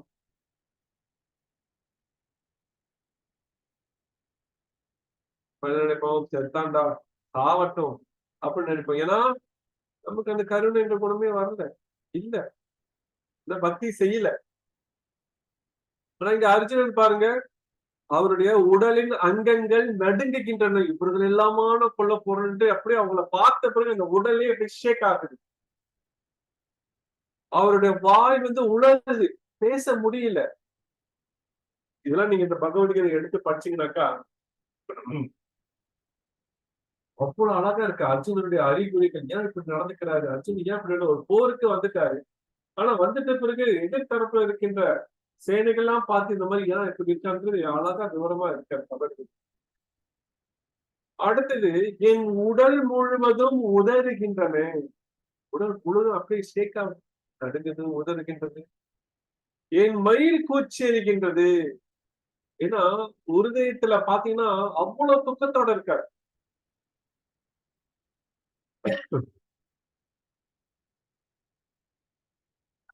அவ்வளவு துக்கத்தோட இருக்கக்குள்ள அதனுடைய வெளிப்படையாக நடக்கின்ற விஷயங்கள் அவருடைய மயிர் பூச்சி எறிகின்றது. இந்த முடியல அப்படியே சிரித்துக் கொண்டிருக்கின்றது. என் வில்லான காண்டிவம் கையில் இருந்து நழுவுகின்றது. காண்டீபம் சிவபெருமானிடமிருந்து வரமாக பெற்றுக்கொண்டார் அர்ஜுனன். அந்த காண்டீபம் அவருடைய கையிலிருந்து அதுவா விலகுது.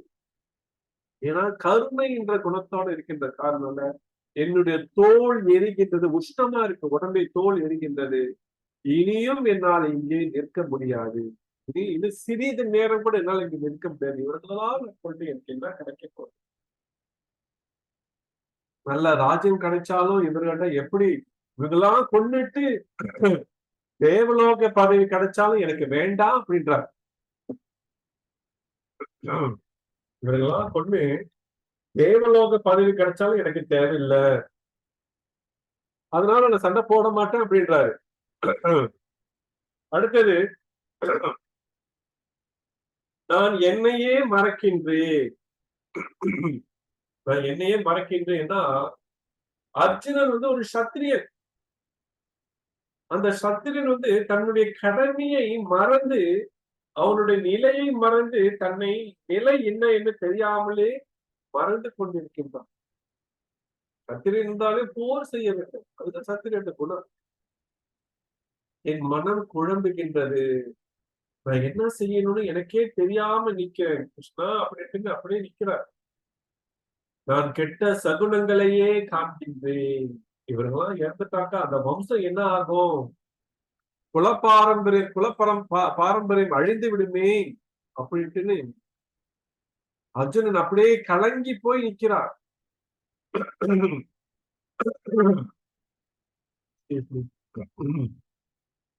மாதிரி அர்ஜுனுடைய நிலை, சிம்டம்ஸ் இப்படி இருக்கு பாருங்களேன்.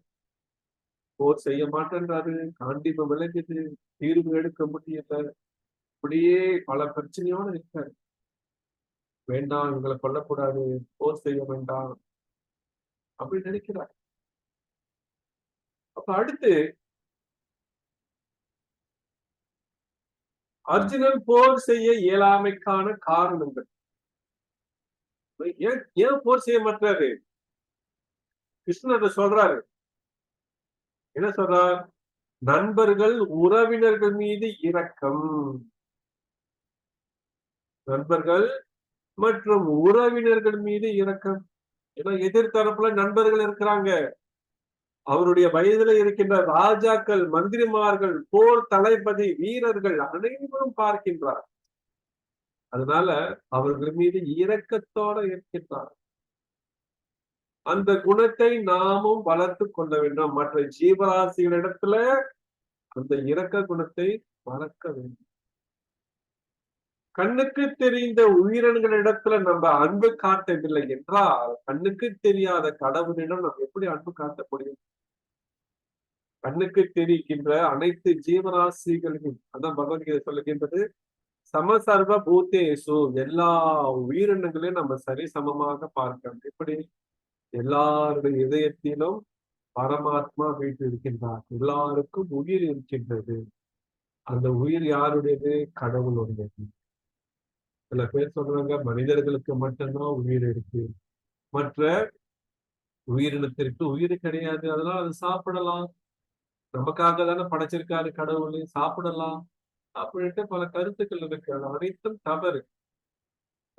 எல்லா ஜீவராசிகளும் பகவானால் படைக்கப்பட்டது. கிருஷ்ணர் சொல்கின்றார், சர்வயோனிஷு கௌந்தேயா மூர்த்தயா சம்பவாந்தியா தாசம் பிரம்மா அமஹர்யோதி அகம் பிஜம் பிரஜாபிதா. அகம் பிஜம், பிஜம் என்றால் விதை, அனைவருக்கும் விதை அளிக்கும் தந்தை நான் அப்படின்னு கீதையில சொல்றார், பகவத்கீதை சொல்றார். அதெல்லாம் நம்ம அடுத்தடுத்து பார்ப்போம். எல்லாமே பிறப்பால் சாத்தியப்படுபவர்கள், அவர்கள் அனைவருக்கும் விதையளிக்கும் தந்தையாக நான் இருக்கின்றேன். அப்ப அந்த கருணை என்ற அந்த குணம் வந்ததுனால அர்ஜுன் போர் செய்ய மறுக்கின்றான். அடுத்தது, வெற்றி பெற்றாலும் மகிழ்வில்லை, மகிழ்ச்சி இல்லை. வெற்றி பெற்றாலும் மகிழ்ச்சி இல்லை. ஏன்னா வெற்றி பெற்றுட்டோம் அப்படின்னாக்கா அந்த மகிழ்ச்சியை யாரிடம் சென்று நாம் பகிர்ந்து கொள்ள போகின்றோம்? இவர்களை கொலை செய்து விட்டால் நமக்கு அந்த ஒரு மகிழ்ச்சி தேவை அப்படின்ட்டு அர்ஜுன் நினைக்கின்றான். இப்ப பொதுவா பாத்தீங்கன்னா நம்ம ஏதாவது ஒரு சட்டை வாங்கியிருக்கோம், இல்ல ஒரு பேண்ட் வாங்கியிருக்கோம், இல்ல கை கடிகாரமோ அல்லது ஏதோ ஒரு வாங்கிட்டோம் அப்படின்னாக்கா அது 4 பேர் பார்த்து பேசி புகழ்ந்தாதான் நமக்கு ஆஹா ஆனந்தமா இருக்கு.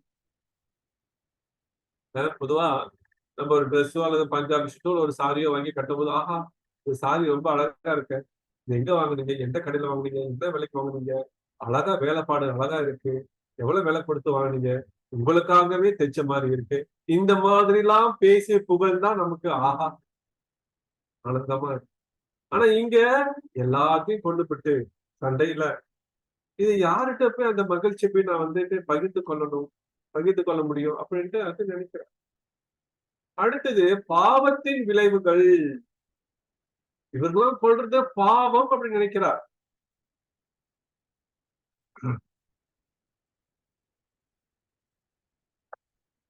இவர்களை கொள்வது பாவம் நினைக்கிறார்.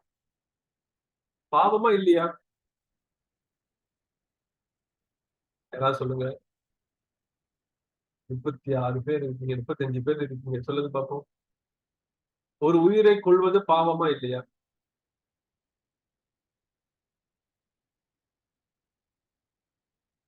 யாருமே பதில் பண்ண மாட்டீங்க. சரி, ஓகே. பாவத்தின் விளைவுகள் நமக்கு வந்து சேர்ந்துரும். அதனால இந்த பாவம் செய்வதனால நம்ம நரகத்துக்கு போயிருவோம். இதெல்லாம் முன்னோர்கள் ஏற்கனவே என்கிட்ட சொல்லியிருக்காங்க அப்படின்ட்டு அர்ஜுன் சொல்றார். இந்த 9வது அத்தியாயத்துல 36 மற்றும் 38வது ஸ்லோகம் வரைக்கும் படிக்கல. அழகாதான் சொல்றார். இவங்கெல்லாம் பெரியவங்களெல்லாம் நம்ம கொண்டுட்டோம் அப்படின்னாக்க நரகத்துக்கு தான் போவோம் அப்படின்ட்டு இதெல்லாம் நினைக்கிறார் அந்த நேரத்துல. அடுத்தது குலப்பாரம்பரியம் அழிவது. குலப்பாரம்பரியம்னா இவங்கெல்லாம் இந்த பெரியவங்கெல்லாம் இந்த போர்ல இறந்துட்டாங்க அப்படின்னாக்கா அவர்களை சார்ந்து இருக்கிற அந்த குடும்ப உறுப்பினர்கள் யாரு பாதுகாப்பா? ஏன்னா போருக்கு வந்து ஆண்கள் தான் வராங்க, பெண்கள் வரல. சிறு பிள்ளைங்க குழந்தைங்க யாரும் வரல, பேரம் பேத்தி யாரும் வரல. ஆனா பெரியவர்கள் இங்க வந்து இறந்துட்டாங்க அப்படின்னாக்கா அந்த குடும்பத்தை யாரு பாப்பா? அந்த குல பாரம்பரியம் அழிந்து விடுமே. பெரியவர்கள் இல்ல அப்படின்னாக்கா அந்த குடும்பத்தை யார் வழி நடத்த போறா? அது தவறான வழியில அந்த குடும்பம் போயிடுமே. வீட்டுல இப்ப நம்ம பொதுவா பாக்குறோம், எல்லா வீட்லயும் சமயத்துல நடக்குது. வீட்டுல யாராவது பெரியவங்க இல்லைனாக்கா நான் தான் ராஜா, நான் தான் மந்திரி, அந்த மாதிரி இருந்து கொண்டு தன்னுடைய வாழ்க்கையை சீரழித்துக் கொண்டிருக்கின்றன நிறைய பேர். நிறைய பேர் அந்த குடும்பத்தில் வந்து சென்று தவறான வழி நடத்தி தவறான வழிகளை இட்டு செல்றாங்க. இது எல்லாமே நினைக்கிறான் அர்ஜுனன். குலப்பாரம்பரியம் அழிவது. அந்த குலப்பாரம்பரியம் அழிவதனால பெரியவங்களா இறந்துட்டா அப்படின்னாக்கா அந்த இடத்துல முன்னோர்களுக்கு பிண்டம் அழிக்கப்படும், கிரிகை முறைகள் நடப்பது கிடையாது. அதான் பிண்டம், இறந்தவங்களுக்கு பிண்டம் வைக்கிறோமா இல்லையா? அந்த மாதிரி விஷயம்லாம் நடக்காது. ஏன்னா பெரியவங்க இறந்துட்டா யார் சொல்லிக் கொடுக்க போறா? இது எல்லாமே கருத்தில் கொண்டு நான் போரிட மாட்டேன் அப்படின்னு சொல்றார். கடைசியா ஒரு விஷயம் சொல்றா, என்னால சரியா தீர்மானம் எடுக்க முடியலையே கிருஷ்ணா, தீர்மானம் எடுக்க முடியலையே கிருஷ்ணா, என்ன பண்றது ஏன் செய்யறது எனக்கு தெரியலையே. இன்டிசிஷன், சரியான முடிவு எடுக்க முடியாத ஒரு நிலையில இருக்கிற கிருஷ்ணா அப்படின்னு சொல்றார். அடுத்து 2வது அத்தியாயத்துல இன்னும் விமர்சனமா இருக்கும், நல்லா இருக்கும், படிக்க படிக்கிறது நிறைய 2வது அத்தியாயத்துல. இப்பொழுது அர்ஜுனோட நிலை எல்லாம் பார்த்தோம், அவர் போர் புரியாத அதற்கான காரணங்கள் பார்த்தோம்.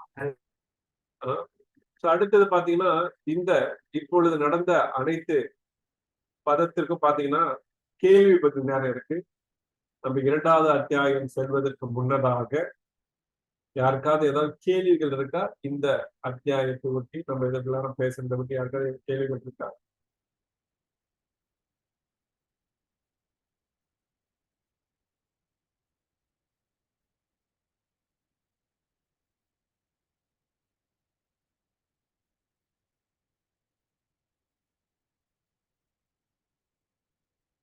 எல்லாரும் வகுப்புல தானே இருக்கீங்க, கிளாஸ்ல இருக்கீங்களா, ஜூம்ல இருக்கீங்களா? எதுவும் கேள்விகள் இருக்கா யாருக்காவது? இல்லை ஐயா. ஓகே. மயில் மயில் வண்ணன் கேள்வி இல்லை. ஓகே, கேள்வி இல்லை என்றால் நம்ம அடுத்தது 2வது அத்தியாயத்திற்கு போகலாம். 2வது அத்தியாயம் பாத்தீங்கன்னா ரொம்ப விமர்சனமான ஒரு அத்தியாயம். இது ரொம்பவே படிச்சிட்டோம்.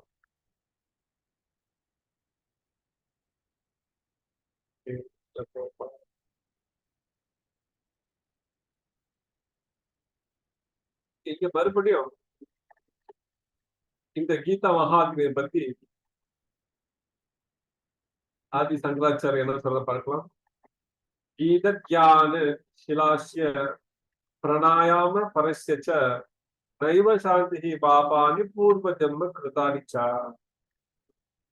பகவத்கீதையை முழு ஆர்வத்துடனும் அக்கறையுடனும் ஒருவன் படித்தால் பகவானின் அருளால் அவன் பூர்வ ஜென்ம பாவங்கள் செயல்படாமல் போகும். அக்கறையோட கவனத்தோட படிக்கணும். இது படிக்கிறதுனால என்ன நடக்குது? பூர்வ ஜென்ம பாவங்கள் செயல்படாமல் போகும். இப்ப நம்ம இங்க மலேசியால பிறந்திருக்கோம். அப்ப பல பேரு பல விதமான பிரச்சனைகளுக்கு நம்ம பிரச்சனையால வாழ்ந்துகிட்டு இருக்கோம். பிரச்சனை வரும், இனி வரும், இன்னும் நிறைய வரும். எதிர்பார்க்காத அளவுக்கு பிரச்சனைகள் வரும்.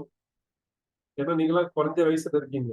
இந்த மாதிரி கூட வயசு கிடையாது, குறைஞ்ச வயசுல இருக்கீங்க. வாழ்க்கை என்ற அனுபவத்தை இன்னும் நிறைய கத்துக்க நேரிடும். அந்த நேரத்துல பல பல பிரச்சனைகள் வரும். ஏன் அப்படின்னா பூர்வ ஜென்மம், பூர்வ ஜென்மத்துல ஏதோ தவறுகள் பண்ணிருக்கோம். இங்க நம்ம வந்த நோக்கமே பாத்தீங்கன்னாக்கா தவறு செய்ததுனால நம்ம இங்க வந்திருக்கோம். அது இந்த பூர்வ ஜென்ம தவறுகள் பாத்தீங்கன்னா நமக்கு என்னன்னு தெரியாது. ஆனா அதை முடிக்கிறதுக்காக இங்க வந்திருக்கோம். பாவத்தை கழுவதற்காக நம்ம இங்க வந்திருக்கோம். ஆனா இங்க மறுபடியும் நம்ம பாவத்தை பண்ணிருக்கோம். ஆனா இங்க என்ன நடக்குது? சங்கராச்சாரியர் என்ன சொல்ற, யார் ஒரு பகவத்கீதையை அக்கறையுடன் படித்தால், முழு ஆர்வத்துடன் கவனமாக படித்தால் பூர்வ ஜென்ம பாவங்கள் முதற்கொண்டு செயல்படாமல் போகும். பூர்வ ஜென்மத்துல செஞ்ச பாவம் கூட வேலை செய்யாது. ஏன்னா பகவத்கீதை என்ற புத்தகத்தை படிக்கின்ற காரணத்தினால. இன்று நம்ம 2வது அத்தியாயத்துக்கு செல்கின்றோம். அத்தியாயம் 2, கீதையின் உட்பொருள் சுருக்கம். முதல் அத்தியாயம் பார்த்தோம், குருஷேத்திர போர்க்களத்தில் படைகளை கவனித்தல். 2வது அத்தியாயத்தின் தலைப்பு கீதையின் உட்பொருள் சுருக்கம். Contents of the Gita summarized. Okay, இப்ப அர்ஜுனன் பாத்தீங்கன்னா மனம் குழம்பி போய் இருக்கிறார். என்ன செய்யணும் என்ற தீர்மானம் எடுக்க முடியாத ஒரு நிலையில் இருக்கின்றார். நம்ம பார்த்தோம். இப்ப இங்க 7வது ஸ்லோகத்துல 2வது அத்தியாயம் சொல்கின்றார், கார்பண்ய தோஷ பகத ஸ்வபாவ பிரச்சாமித்வம் தர்ம சமுத்தச்சேத யச்ரயாஸ்ய நிஷ்டிதம் கிரீதமி சிஷ்யஸ்தே ஹம் சாதிமம் துவம் பிரபண்யம். சிஷ்யஸ்தே, என்னை சிஷியனாக ஏற்றுக்கொள்ளுங்கள் அப்படின்னு சொல்ற. இப்பொழுது நான் என் கடமையை பற்றி குழப்பம் அடைந்து என்ன சொல்றார், நான் இப்பொழுது என்னுடைய கடமையை பற்றி, கடமைன்னு என்னது? அர்ஜுனன் ஒரு சத்திரியன், போர் வீரன், அவன் அந்த கடமையை பற்றி கூட குழப்பம் அடைந்து கருமித்தனமான பலவீனத்தால், பலமுடையவன், சத்திரியன் என்றால் பலமுடையவன், ஆனா பலவீனத்தால், இருதய பலவீனத்தால் என் இயல்புகளை எல்லாம் இழந்து விட்டேன். நான் என்ன செய்யணும்னு தெரியாம அப்படி இருப்பேன். இந்நிலையில் எனக்கு நல்லது எது என்று நிச்சயமாக கூறும்படி உண்மை கேட்டுக்கொள்கிறேன். எனக்கு இது இப்ப எது சரி வரும், நான் எதை செய்யணும் அப்படின்னு நான் உங்கள்கிட்ட கேட்கிறேன். இப்பொழுது உம்மிடம் சரணடைந்த சீடன் நான், அருள் கூர்ந்து எனக்கு அறிவுரை கூறுவீராக. ஏன்னா ஆரம்பத்திலே நான் சொன்னேன், துரியோதனனும் அர்ஜுனனும் பகவான் ஸ்ரீ கிருஷ்ணரை பார்ப்பதற்காக எங்க போயிருக்காங்க? துவாரகை சென்றுட்டாங்க. அப்ப கிருஷ்ணர் சொல்றாரு, என்னுடைய சேனைப்படை அனைத்தும் வந்து துரியோதனை எடுத்துக்கிட்டோம். நீங்க வந்து எனக்கு ஒரு அறிவுரை ஆலோசகராக வந்தா மட்டும் போதும் அப்படின்னு. அப்ப இங்க கிருஷ்ணரிடத்துல அர்ஜுனன் சரணடைகின்றான். சரணடைந்து, இப்பொழுது உங்களிடம் சரணடைந்த சீடன் நான். என்ன நல்வழிக்கு அருள் கூர்ந்து எனக்கு அறிவுரை கூறுவீராக. எனக்கு அறிவுரை கூறுங்க. அப்ப இந்த நேரத்துல பார்த்தோம்னாக்கா, கிருஷ்ணர் ஒரு குரு என்ற ஸ்தானத்துல எடுத்துக்கொண்டு இனிமேலதான் அர்ஜுனனுக்கு அறிவுரை சொல்ல போகின்றார். இவ்வளவு நேரம் அர்ஜுனுடைய மனநிலை, அர்ஜுனனுக்கு கூறிய காரணங்கள் எல்லாம் கேட்டுக்கிட்டு இருக்கார். எதுவுமே வாய் திறக்கல. சரி, நீ பேசு அர்ஜுனா, உன்னுடைய கடமையை மறந்து நீ பேசு. அப்ப பேசி முடிந்த பிறகு என்ன முடிவு எடுக்குன்னு தெரியாம கிருஷ்ணரிடம் சரணடைகின்றான் அர்ஜுனன். சரணடைந்த பிறகு அடுத்தது கிருஷ்ணர் இப்பொழுது வந்து ஆத்ம தத்துவத்தை வந்து பேசுறார். முதல் அத்தியாயம் முடிஞ்சு 2வது அத்தியாயத்துல ஆத்ம தத்துவத்தை பத்தி பேசுறார். இந்த ஆத்ம தத்துவத்தை வந்து என்ன பேசுறார் 13வது ஸ்லோகத்துல அப்படின்னா, தேஹினோஸ்மின் யதா தேஹே கௌமானம் யௌவனம் ஜரா ததா தேஹந்தர பிராப்தி தீரஸ் தத்ரனா பூயதி. என்ன சொல்றார்?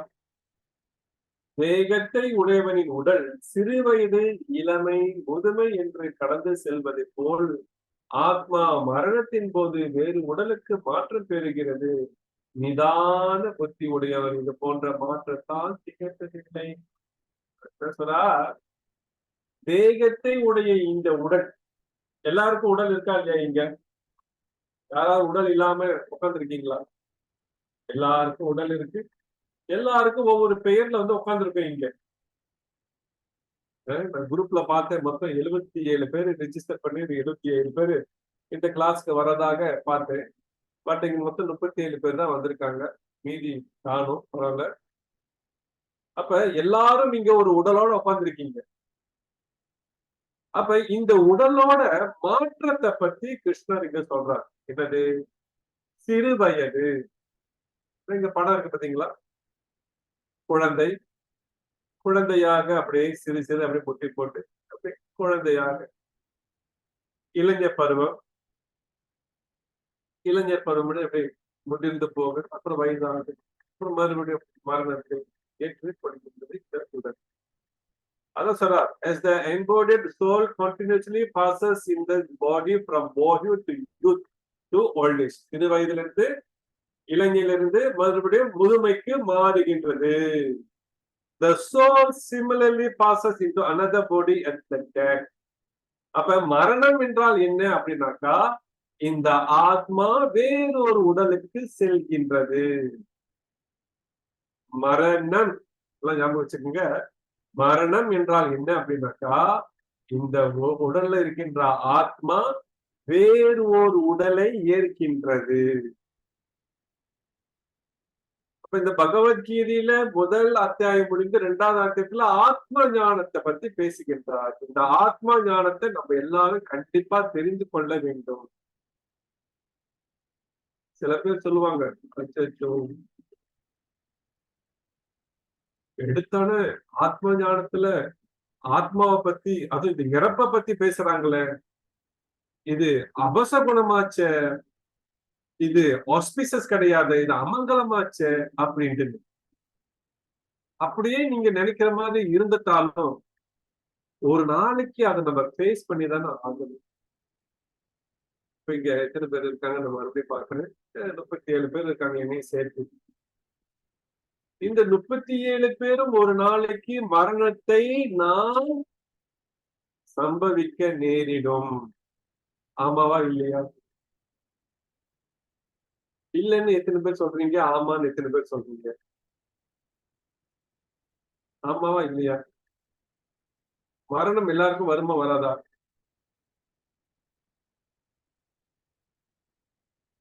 ஹரே கிருஷ்ணா. எல்லாரும் குரூப்ல இருக்கீங்களா? வரும் வரும் அங்கிள் வரும் அங்கிள். வரும். ஓகே. இந்த மாதிரி இடையில பேசுங்க ருபினி. நீங்களாவது பேசுங்க. யாரும் பேச மாட்டாங்க. நான் புதுசா இருக்கிற அவசியம் என்கிட்ட பேச மாட்டாங்களா என்னன்னு தெரியல. நம்மலாம் பழசு. அதனால எல்லாரும் பேசினாதான் எனக்கும் கொஞ்சம் உற்சாகமா இருக்கும். கிளாஸ் கொடுக்கறதுக்கு எல்லாரும் அமைதியாவே இருக்கீங்க. ஓகே. சோ இந்த மாதிரி அழகா சொல்கின்றார் அர்ஜுனா. இங்க நீ பாரு அர்ஜுனா, நீ ஏன் போரிட மாட்ட? உன்னுடைய நிலையை நீ மறந்து பேசுற. அங்க எதிர் தரப்புல இருக்கிறவங்க பாத்தீங்கன்னா, அவங்க குழந்தையிலிருந்து இளைஞர் பருவத்திற்கு இளைஞர் பருவத்திலிருந்து அப்புறம் முதுமைக்கு மாறுறாங்க. அவங்க இளைஞர், முதுமை, அப்புறம் அவங்களுக்கு மரணம் வருது. அப்ப ஆத்ம ஞானத்தை போதித்து அர்ஜுனனுக்கு உபதேசம் செய்கின்றார். இவர்கள் எல்லாம் ஒரு நாளைக்கு அழிய போகின்றார்கள் அர்ஜுனா. நீ கொன்னாலும் சரி கொல்லாவிட்டாலும் சரி அவர்களுக்கு மரணம் நிச்சயமே. பிறந்தவன் எவனுக்கும் மரணம் தொடர்ந்து கொண்டே வரும் அர்ஜுனா சொன்னார். அழகா ஒரு வாக்கியம் இருக்கின்றது சமஸ்கிருதத்துல. காலக்ஷேபியோ நா கர்த்தவியம் க்ஷணமாயு க்ஷணக்ஷணே யமஸ்ய கருணா நாஸ்தி கர்த்தவியம் ஹரிகீர்த்தனம். சமஸ்கிருதத்துல அழகா சொல்லப்படுகிறது வார்த்தை. காலக்ஷேபியோ நா கர்த்தவியம். காலம் யாருக்குமே காத்திருக்காது. காலம் என்பது அது பாட்டுக்கு அது போய்கிட்டே இருக்கும். அந்த காலத்தாலதான் நம்மளும் வாழ்ந்து கொண்டிருக்கின்றோம். காலக்ஷேபியம் நா கர்த்தவியம் க்ஷணமாயும் க்ஷணக்ஷணே. ஒவ்வொரு க்ஷணமும், ஒவ்வொரு வினாடியும், ஒவ்வொரு நிமிடமும் நாம் இறந்து கொண்டே இருக்கின்றோம். பொதுவா பாத்தீங்கன்னா நமக்கு பிறந்த நாள் வரும். 10 வயது, 15 வயது, 20 வயது அப்படின்னு. யாருக்காவது பின்னாடி எனக்கு 8 வயசு பிறந்த நாள், எனக்கு 7 வயசு பிறந்த நாள், எனக்கு 6 வயசு பிறந்த நாள், எனக்கு 2 வயசு பிறந்த நாள் யாராவது செலிப்ரேட் பண்றீங்களா? கிடையாது. ஏன்? அந்த காலத்தினால நம்ம முன்னுக்கு போய்கிட்டு இருக்கோம். நம்மளுடைய வயது முன்னுக்கு போய்கிட்டு இருக்கு. ஒவ்வொரு க்ஷணமும் நம்மளுடைய உடலை மாற்றிக்கொண்டே இருக்கின்றோம்.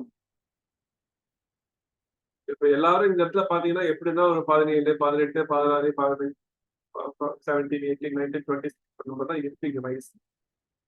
யாராவது பிரபு நான் 18 வயசு எனக்கு, ஆனா எனக்கு உண்மையான வயசு 5 வயசு 4 வயசு யாராவது இருக்கீங்களா? கிடையாது.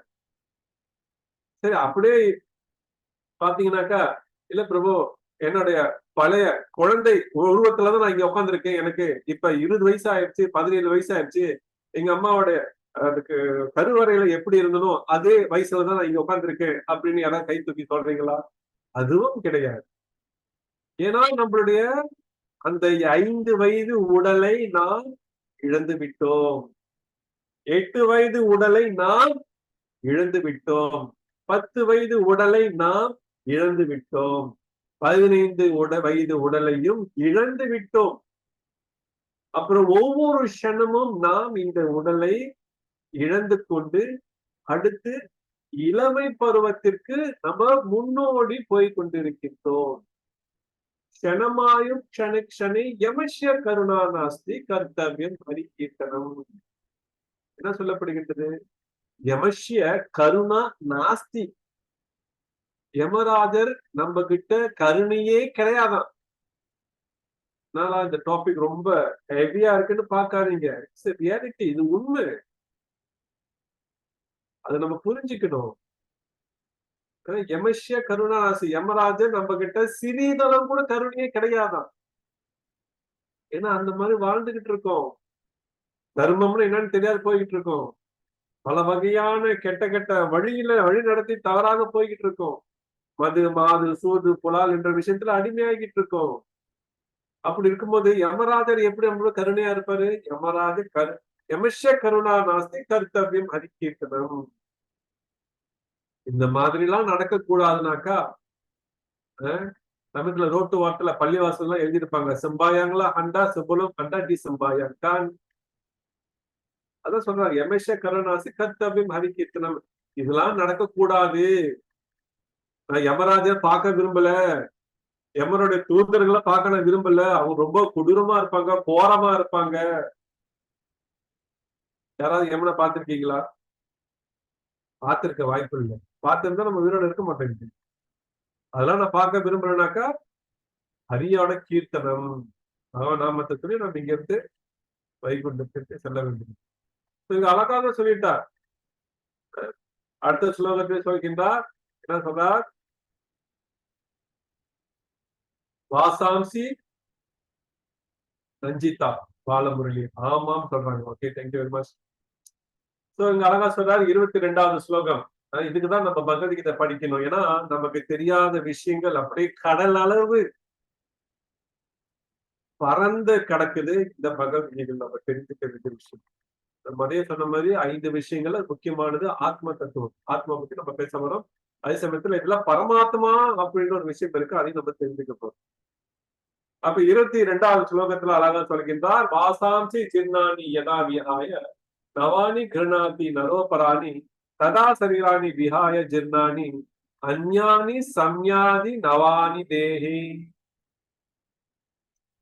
எப்படி என்ன சொல்ற அப்படின்னாக்கா, பழைய ஆடைகளை புறக்கணித்து புதிய ஆடைகளை ஒருவன் அணிவதை போன்று பழைய உபயோகமற்ற உடல்களை நீக்கி புதிய உடல்களை ஆத்மா ஏற்கின்றது. இப்படி இந்த படத்துல பாக்குற மாதிரி பழைய உபயோகமற்ற இந்த உடலை நீக்கி, இந்த உடல் வந்து பாத்தீங்கன்னாக்கா இந்த உடலுக்கு என்னென்ன தேவைப்படுகின்றது அடுத்தடுத்த அத்தியாயத்தில் நம்ம சொல்ல போகின்றோம். அப்ப இந்த உடல், நான் தான் இந்த உடல், இது என்னுடைய சொந்தம் அப்படின்னு நினைத்து கொண்டு வாழ்கின்ற இந்த உடல் என்ன நடக்க போகுதுனாக்கா, ஒரு நாளைக்கு இந்த உடலை நாம் கைவிட போகின்றோம். இந்த கைவிட்ட இந்த உடல் என்ன நடக்குதுன்னா அடுத்த நிமிஷத்துல பாத்தீங்கன்னாக்கா மறுபடியும் வேறொரு உடலை நாம் ஏற்க போகின்றோம். இதுதான் அழகா சொல்லப்படுகின்றது. பழைய ஆடைகளை புறக்கணித்து புதிய ஆடைகளை ஒருவன் அணிவதை போன்றே, எப்படி அணிவதை போன்றே பழைய உபயோகமற்ற உடல்களை நீக்கி ஆத்மா புதிய உடல்களை ஆத்மா ஏற்கின்றது. எப்படி நம்ம இந்த சட்டை போட்டிருக்கோம். ஒரு நாளைக்கு பாத்தீங்கன்னா சில பேரு பல சட்டை மாத்துறாங்க.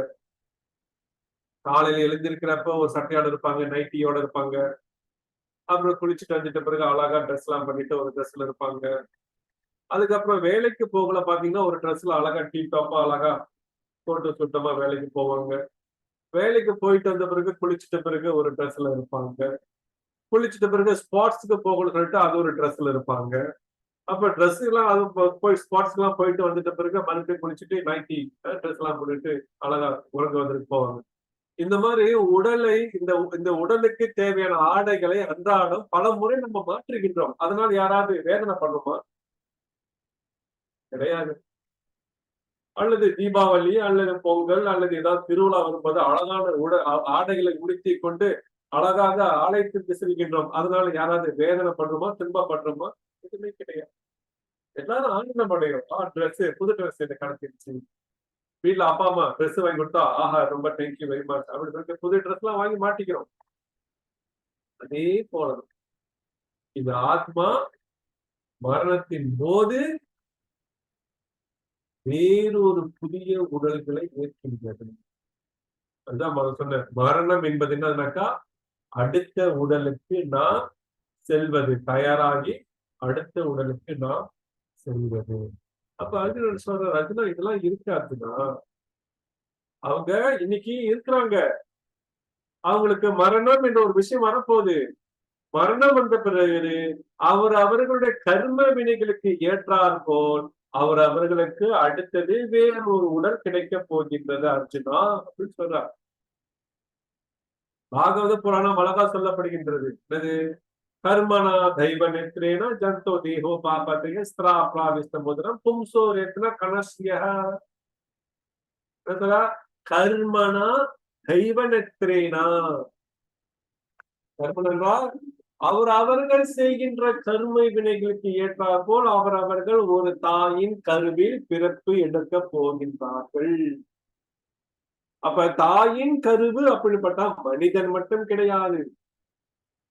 மொத்தம் 84 லட்சம் வகையான உயிரினங்கள் இருக்கு. அந்த 84 லட்சம் வகையான உயிரினங்களை போய் நாம் அவர்கள் செய்கின்ற கரும வினைகளுக்கு ஏற்றால் போல் பிறப்பு எடுக்க போகின்றார்கள். அது மனித சமுதாயமாக இருக்கலாம், கடல் வாழ் பிராணி இருக்கு, அதுலயும் போய் பிறக்கலாம், அல்லது ஆகாயத்துல பறக்கக்கூடிய பறவைகளாக இருக்கலாம், அல்லது பூமியில ஊர்ந்து வாழ்கின்ற பிராணி, பாம்பு, கற்பாம்பூச்சி மற்றும் பல்லி மற்றும் பல வகையான பிறவிகள் இருக்கு. மொத்தம் பாத்தீங்கன்னா 9 லட்சம் உயிரினங்கள் நீர்வாழ் பிராணிகள். கணக்குல வச்சுக்கோங்க, 9 லட்சம் பிராணிகள் வந்து நீர்வாழ் பிராணிகள். 10 லட்சம் பிராணிகள் பாத்தீங்கன்னாக்கா பறவைகள். பறவைகளே பாத்தீங்கன்னா 10 லட்சம் உயிரினங்கள் இருக்கு. அடுத்தது 11 லட்சம் உயிர்வாழ் பிராணிகள் பாத்தீங்கன்னாக்கா இந்த ஊர்வன பிராணிகள் 11 லட்சம். அடுத்தது 20 லட்சம் தாவர வகைகள் உயிரினங்கள் 20 லட்சம். அடுத்தது 30 லட்சம் பாத்தீங்கன்னாக்கா மிருக இனம், காட்டுல வாழ்றது, வீட்டுல வாழ்றது, நாய், கோழி, என்னென்ன வச்சிருக்கீங்க எல்லாமே அது. அடுத்தது வெறும் 4 லட்சம் மனித உயிரினங்கள். இந்த மாதிரி 8 லட்சம். நாங்க பாருங்களேன், புனரப்பி மரணம், புனரப்பி ஜனனம். மனுஷனா பிறந்து வாழ்ந்து அவர்கள் கர்ம வினைகள் கேட்டார் போல அவருங்க கடல் வாழ் பிராணி. இங்க குதிரை தெரியுது, அதுக்கப்புறம் மாடு, கழுதை, பன்றி, கரடி, மறுபடியும் மனிதனாக பிறந்து மறுபடியும் பல இப்படியே மாறிக்கொண்டே இருக்கும். அப்ப இதெல்லாம் நமக்கு தேவை வேண்டாம், அடுத்த பிறவி என்பதே வேண்டாம், இப்பயே பல கொடூரெல்லாம் நடந்துகிட்டு இருக்கு, வேண்டாம் அடுத்த பிறவி அப்படின்னு முடிவு பண்றவங்க கர்த்தவியம் ஹரி கீர்த்தனம் பாவநாமத்தை சொல்லிக்கிட்டு ஆனந்தமா நம்ம ஆண்டவ நோக்கத்துக்கு போயிருந்தோம். இந்த மாதிரிதான் ஆத்மா வேறொரு உடலை ஏற்கின்றது. அப்ப பொதுவா யாராவது வீட்டுல பெரியவங்க யாராவது இறந்துட்டாக்கா நம்ம எல்லாம் கூடி சேர்ந்து அழுதுகிட்டு இருக்கோம், கூடி அழுதுகிட்டு இருக்கோம். ஆனா அந்த நபர் அங்கதான் இருக்கிறார், எதுக்காக நம்ம அழுகிறோம்? யாராவது சொல்ல முடியுங்களா எதுக்காக நம்ம அழுகுறோம் அப்படின்னு? நீங்களும் உங்க வீட்டுல பார்த்திருப்பீங்க, பெரியவங்க யாராவது இறந்திருப்பாங்க, பெற்றோர்கள், நண்பர்கள், உடன் பிறந்தவர்கள். ஆனா நம்ம அழுவோம். ஆனா உடல் அங்கதான் இருக்கு, அப்புறம் எதுக்கு நம்ம அழுகிறோம்? அப்ப அந்த உடலுக்கு முக்கியமா தேவைப்படுகின்றது என்ன? யாராவது அதை பத்தி ஆராய்ச்சி பண்ணிருக்கீங்களா? சொல்லுங்க பாப்போம்.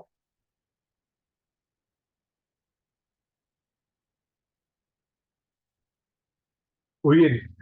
கீர்த்தனா உயிர்னு சொல்லியிருக்காங்க. அப்ப அந்த உடல்ல வந்து உயிர் இல்ல, நம்ம உயிர்ன்றோம். அது உண்மையா பாத்தீங்கன்னா ஆத்மா இல்ல. அப்ப இந்த உடல் இயங்குவதற்கு என்ன தேவை? அடிப்படை விஷயம் அப்படின்னாக்கா உயிர் தேவை. இப்ப நான் உங்கள்கிட்ட அழகா பேசிக்கிட்டு இருக்கேன், இவ்வளவு விஷயம் பேசிக்கிட்டு இருக்கேன், எனக்கும் இங்க உயிர் தேவைப்படுது, கேட்கிற உங்களுக்கும் உயிர் தேவைப்படுகின்றது. இதுதான் உண்மையான ஆத்ம தத்துவம், ஆத்ம ஞானம். அப்ப இந்த உயிர் எங்க இருக்கு, எப்படி வந்துச்சு?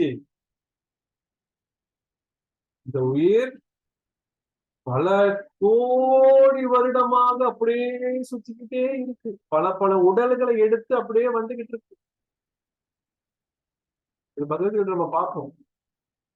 பல கோடி வருஷமா, நேத்து இல்ல, இன்னைக்கு இல்ல, போன பிறவி முந்தின பிறவி இல்ல, பகுனாம் ஜென்மனாம் அந்தே ஞானவான் மாம் பிரபயந்தே வாசுதேவம் சர்வமிதி சாகம் ஆத்மசு துர்லபம். பகுனாம் ஜென்மனாம் அந்தே, பற்பல பிறவிகளுக்கு அப்பாற்பட்டு நம்ம வந்துட்டு இருக்கோம். பகவத்கீதையில இருக்கு, அடுத்தடுத்து நம்ம பார்க்கலாம்.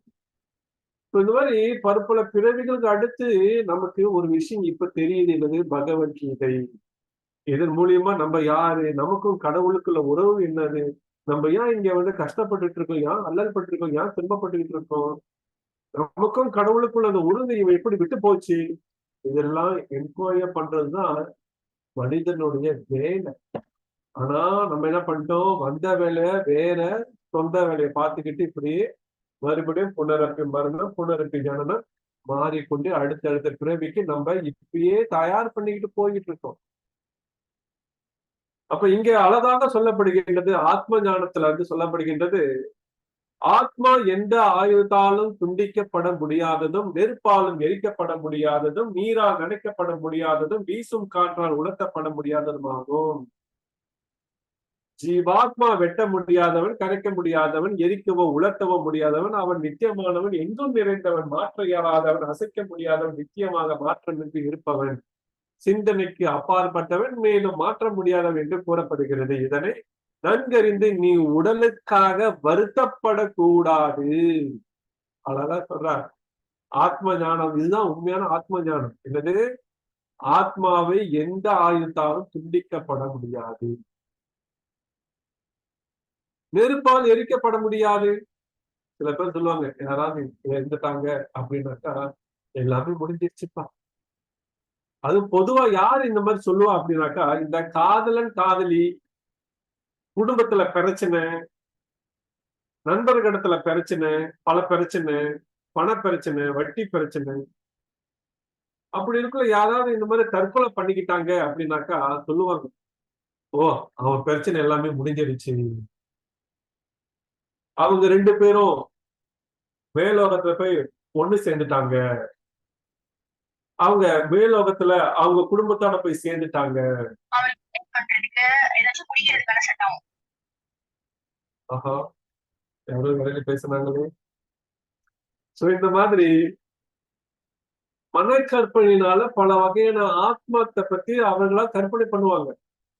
ஓ இங்கதான் அவங்க 2 பேரும் ஒண்ணு சேர முடியல, பிரிச்சுட்டாங்க, அவங்க இப்ப 2 பேரும் இறந்துட்டாங்க, காதலன் காதலி, அதனால அவங்க மேலோகத்துல போய் ஒண்ணு சேர்ந்து வாழ்வாங்க. அதெல்லாம் கிடையாது.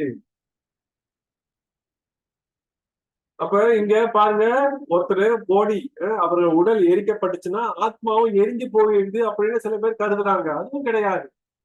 ஏன்னா ஆத்மா நித்தியமானவன், அவன் சிந்தனைக்கு அப்பாற்பட்டவன். நம்மளுடைய ஆத்மா சிந்தனைக்கு அப்பாற்பட்டவன், மேலும் மாற்ற முடியாதவன், அவன் எங்கும் நிறைந்தவன்.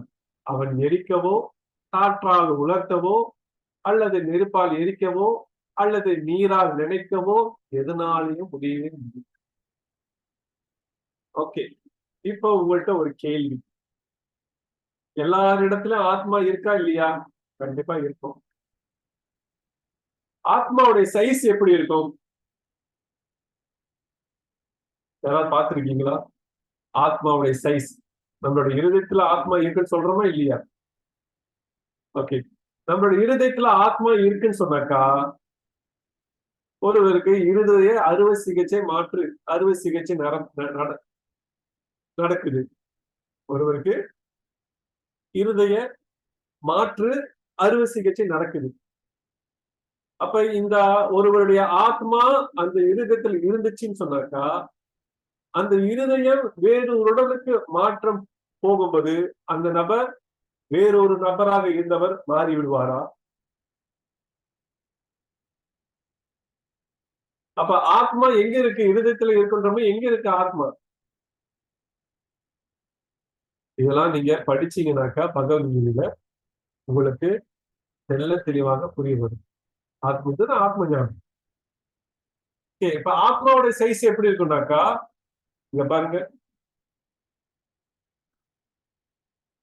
நம்மளுடைய தலைமுடி இருக்கு பாத்தீங்களா? தலைக்கு மேல் எல்லாத்துக்கும் முடி இருக்கா? யாராவது சொட்டையா இருக்கீங்களா? அது எனக்கு தெரியல.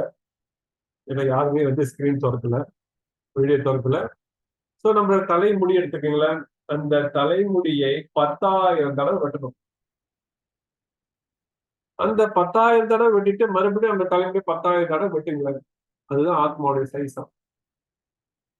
10,000 தடவை வெட்டவே முடியாது. அதுக்கப்புறம் மறுபடியும் அந்த 10,000 தடவை வெட்ட எப்படி பார்க்க முடியும்? அதனாலதான் இங்க சொல்லப்படுகின்றது, ஆத்மா it is said that the soul is invisible. பார்க்க முடியாது, ஆத்மா யாரும் பார்க்க முடியாது.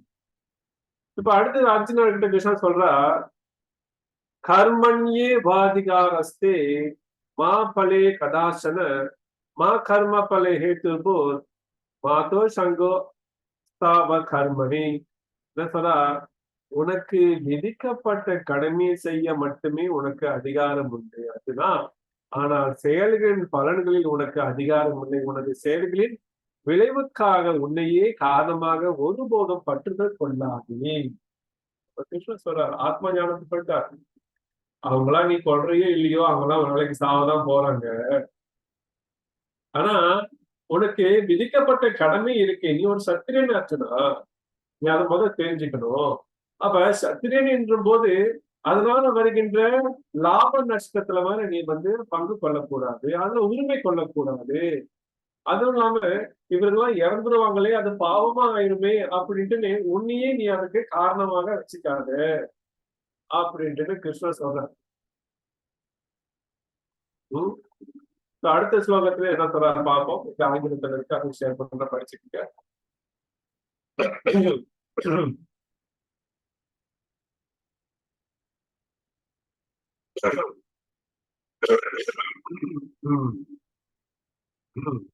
தூரேன ஹி ஆவரன் கர்ம புத்தியோக தனஞ்சய புத்தௌ சரணம் அன்பிச்ச கிருப்பணா பலஹேதவா. என்ன சொல்ற அப்படின்னா, தனஞ்சயா அனைத்து மோசமான செயல்களை பக்தி தொண்டின் உதவியினால் தூரமாக வைத்துவிட்டு சரணடைவாயாக. தமது செயல்களின் பலனை அனுபவிக்க விரும்புவர் கருமிகளே யாவர். அவரு சொல்றார், உன்னுடைய கடமைகளை மட்டும் செய். அந்த கடமை எப்படி செய்யணும்? பக்தி தொண்டு மூலியமாக செய். எனக்காக செய்கின்றார். கடைசியா எனக்காக செய்ய. நான் சொல்றேன், என்ன குருவா நீ ஏத்துக்கிட்டுல, நான் சொல்றேன் எனக்காக நீ கடமை செய். உன்னுடைய கடமையை செய்ய மட்டுமே உனக்கு அனுமதி இருக்கு அர்ஜுனா அப்படின்னு சொல்ற. ஓகே, இப்ப அடுத்து பார்ப்போம். இது 2ஆம் அத்தியாயத்தின் மீள்பார்வை. அர்ஜுனன் முடிவெடுக்க முடியாத சூழ்நிலையில் கிருஷ்ணரிடம் சரணடைகின்றார். ஆத்மாவின் உடலை மாற்றம் வருகின்றது சொல்கின்றார். உடல் என்பது உடையை போன்ற ஒரு போர்வை. ஆத்மாவின் தன்மைகளை பார்த்தோம். பலனை எதிர்பார்க்காம கடமை செய்ய உரிமை. கிருஷ்ணருக்காக சேவை செய்வதால் கீழ்த்தரமான காரியங்களை தவிர்க்கலாம். திருப்தியுற்ற ஒருவர் மூவகை துன்பங்களால் பாதிக்கப்படுவதில்லை. எல்லாத்தையும் நம்ம பார்த்தோம். அடுத்தது பாத்தீங்கன்னாக்கா, நான் முடிச்சிடுறேன், கொஞ்சம் இருக்கு. இது ஒரு பெரிய கதை, அம்பரீஷ மன்னன் அப்படின்ட்டு ஒரு பெரிய கதை இருக்கு. இந்த கதைக்கு நான் போகல. இப்ப வேற ஒரு நாள் வரப்ப இந்த கதைக்கு நான் வரேன். நம்மளுக்கு டைம் ஓடிக்கிட்டு இருக்கு. அடுத்தது ஓகே, நாம் வெளி உடல் இருக்கு, உணவு சாப்பிடுறோம். நம்ம இந்த உடல் நல்லா அழகா இருக்கணும், கட்டுக்கோப்பா இருக்கணும், ஸ்லிமா இருக்கணும், கணிசமா இருக்கணும். அதனால பசிக்குது அப்படின்னும் போது நம்ம இந்த மாதிரியான உணவுகளை நாம் எடுத்துக்கொள்கின்றோம். ஆனா ஆத்மாவிற்கு உணவு அப்படின்னு பாத்தீங்கன்னாக்கா பகவானுடைய திருநாம மந்திரம் தான். ஹரே கிருஷ்ணா ஹரே கிருஷ்ணா கிருஷ்ணா கிருஷ்ணா ஹரே ஹரே, ஹரே ராம ஹரே ராம ராம ராம ஹரே ஹரே. இந்த நாமத்தை சொல்வதனால நம்முடைய உள்ளுக்கு இருக்கின்ற ஆத்மாவிற்கு அது உணவாக செல்கின்றது. தான் ஆத்ம ஞானம் என்று சொல்லப்படுகின்றது. இப்பொழுது பாத்தீங்கன்னா கேள்வி பதில் நேரம். யாருக்காவது எந்த கேள்விகள் தான் நீங்க கேட்கலாம். ஹரே கிருஷ்ணா. ஒரு 10:30 மணிக்குள்ள முடிக்கணும் அப்படின்ட்டு எனக்கு விதிமுறை இருக்கு. இன்னைக்கு கொஞ்சம் லேட் ஆயிடுச்சு. ஏன்னாக்கா நம்ம இன்னைக்கு இந்த குருஷேத்திர போர்க்களம் எதனால வந்தது அப்படின்றத நம்ம பார்த்தோம். அடுத்தடுத்த வகுப்புல பாத்தீங்கன்னா டைம் இன்னும் கொஞ்சம் ஷார்ட்டா நம்ம முடிச்சிடலாம். யாருக்காவது ஏதாவது கேள்விகள் இருக்கா இன்றைய தலைப்பை ஒட்டி? தயங்காம கேள்வி கேளுங்க. நீங்க இப்ப கேள்வி கேட்கலனாக்கா அடுத்த இனத்தவர்கள் கேள்வி கேட்கும் போது குழம்பி போய் இருப்பீங்க, குழப்பத்துல இருப்பீங்க. அவர்கள் சொல்வதுதான் சரி என்று 100% ஏற்றுக்கொள்ளக்கூடிய மனப்பான்மை நமக்கு வந்துடும். ஏன்னா நமக்கு நம்மளுடைய சரித்திரம், நம்மளுடைய போதனைகள், நம்மளுடைய சாஸ்திரம், நம்மளுடைய பூர்வீக ஆச்சாரியர் சொன்ன விஷயம் நமக்கு எதுவுமே தெரியாது. ஏன்னா நம்ம ஏதோ பிறந்துட்டோம், வாழ்ந்துட்டோம், படிச்சுக்கிட்டு இருக்கோம், இப்படியே குழந்தை ஓட்டிடலாம் அப்படின்னு நினைச்சுக்கிட்டு இருக்கோம். ஆனா இதுக்கு அப்பாற்பட்டது ஆத்ம ஞானம் ஒண்ணு இருக்கு, பக்தி சேவைன்னு ஒண்ணு இருக்கு, ஆண்டவன் ஒருத்தர் இருக்கின்றார். ஆண்டவனுக்கு நமக்கும் உள்ள உறவு என்ன நம்ம தெரிஞ்சுக்கணும். இதெல்லாம் தெரிஞ்சுக்கணும்னாக்கா கேள்வி கேட்கணும். இப்ப கேள்வி கேட்காம வயசான பிறகு நிறைய பேர் அப்படிதான் இருக்காங்க. வயசான பிறகு அப்ப வேணுமா இந்த புத்தகத்தை படிக்கலாம், வயசான பிறகு கோயிலுக்கு போகலாம், இப்ப நல்லா படிக்கணும், நல்லா பணம் சேர்க்கணும், நல்லா பணம் சேர்க்கணும், பணம் சேர்க்கணும், பணம் சேர்க்கணும், இதே மோட்டிவ்ல இருந்தோம் எல்லாத்தையும் விட்டோம். சொன்ன மாதிரி காலம் நமக்காக காத்திருக்காங்க. ஸோ கேள்விகள் இருக்கா? மறுபடியும் கேட்கிறேன். நீங்க டைப் பண்ணலனாலும் பரவாயில்ல, கை தூக்கி கேள்விகளை தாராளமா கேட்கலாம்.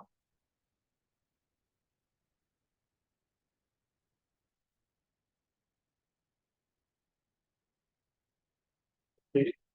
No any questions as we go, we end the class now. Okay, நன்றி, வணக்கம். எல்லோரும் பங்கு பெற்ற அனைவருக்கும் என்னுடைய மனமார்ந்த நன்றிகள். அடுத்தது எனக்கு வாய்ப்பு கொடுத்த இந்த யூஎம் மாணவர்களுக்கு, தமிழ் மாணவர்களுக்கு என்னுடைய நன்றி தெரிவித்துக் கொள்கிறோம். ஹரே கிருஷ்ணா, வணக்கம். நன்றி நன்றி அங்கிள். நன்றி. ஸோ இப்போ நான் கியூஆர் ஷேர் பண்றேன். ஸோ பார்ட்டிசிபென்ட் எல்லாமே வந்து ரத்தங்கன் ஸ்கேன் பண்ணிக்கோங்க. நான் ஸ்டாப் ஷேரிங் பண்றேன். இந்த ரெக்கார்டிங் ஸ்டாப் பண்ணிடுறேன். ஷேர் பண்ணிக்கோங்க உங்களுடைய